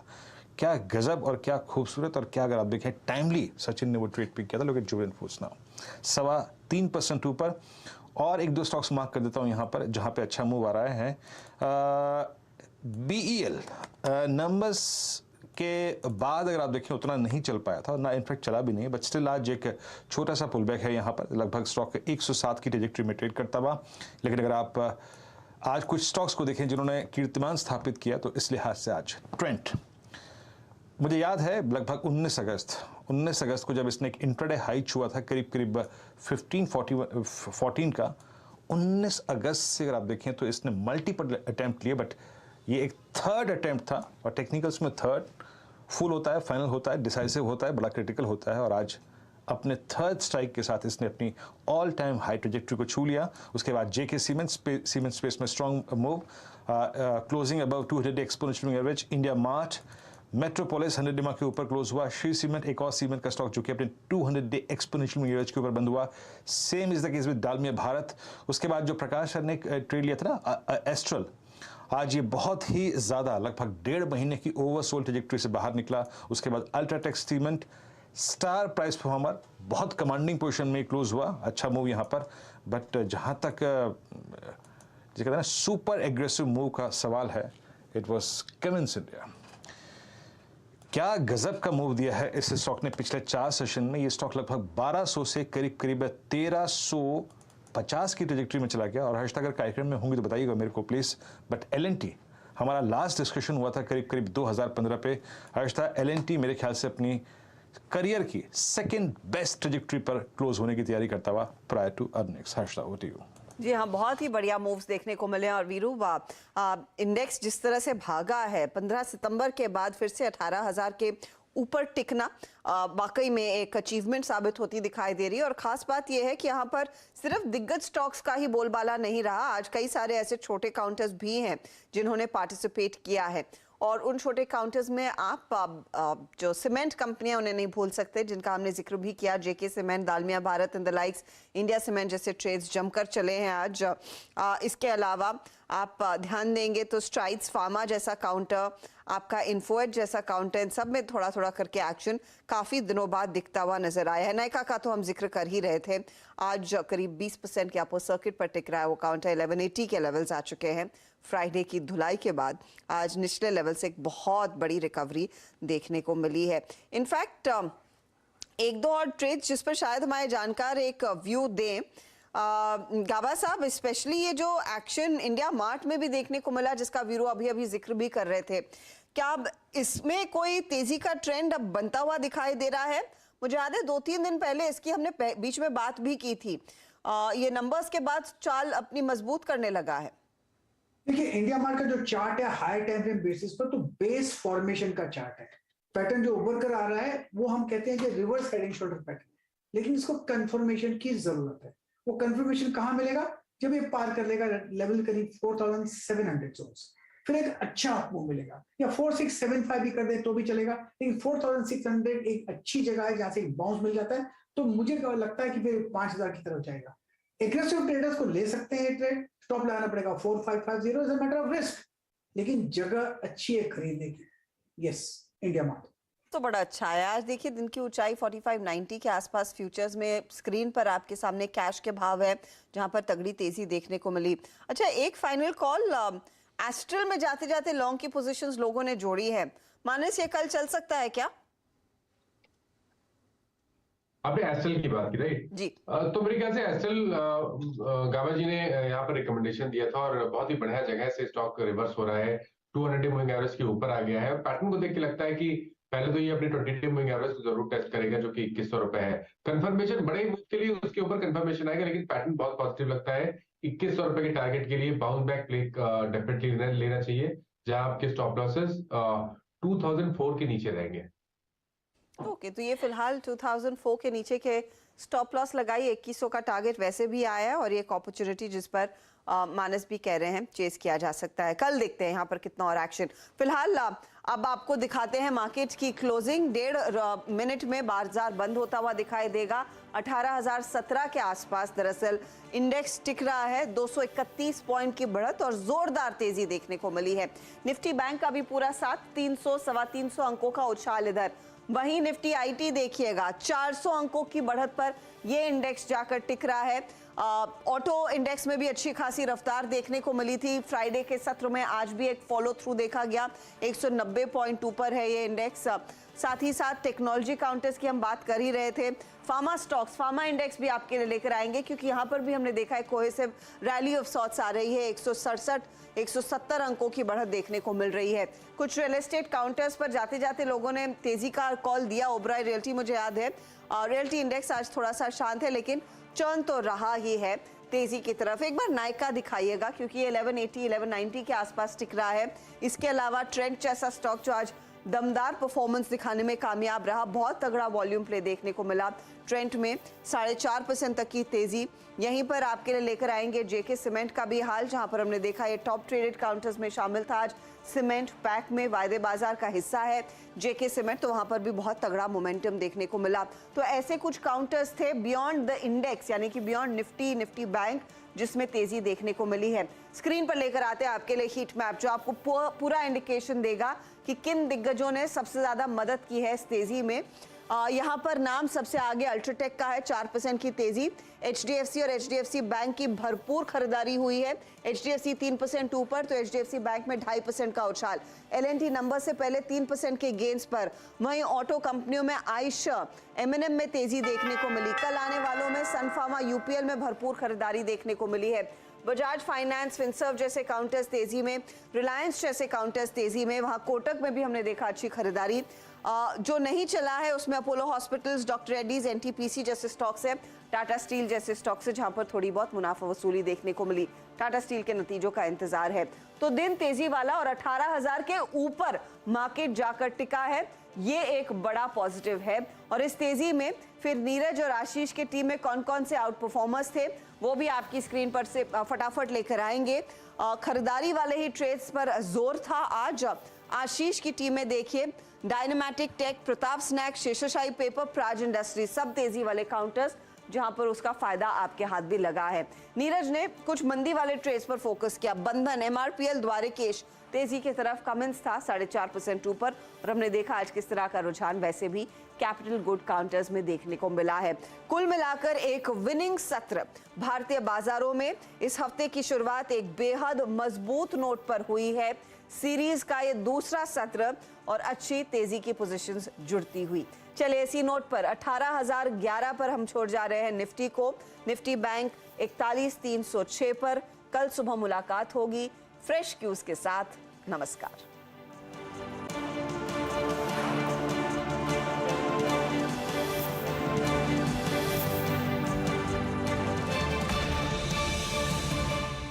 Mongia Steel presents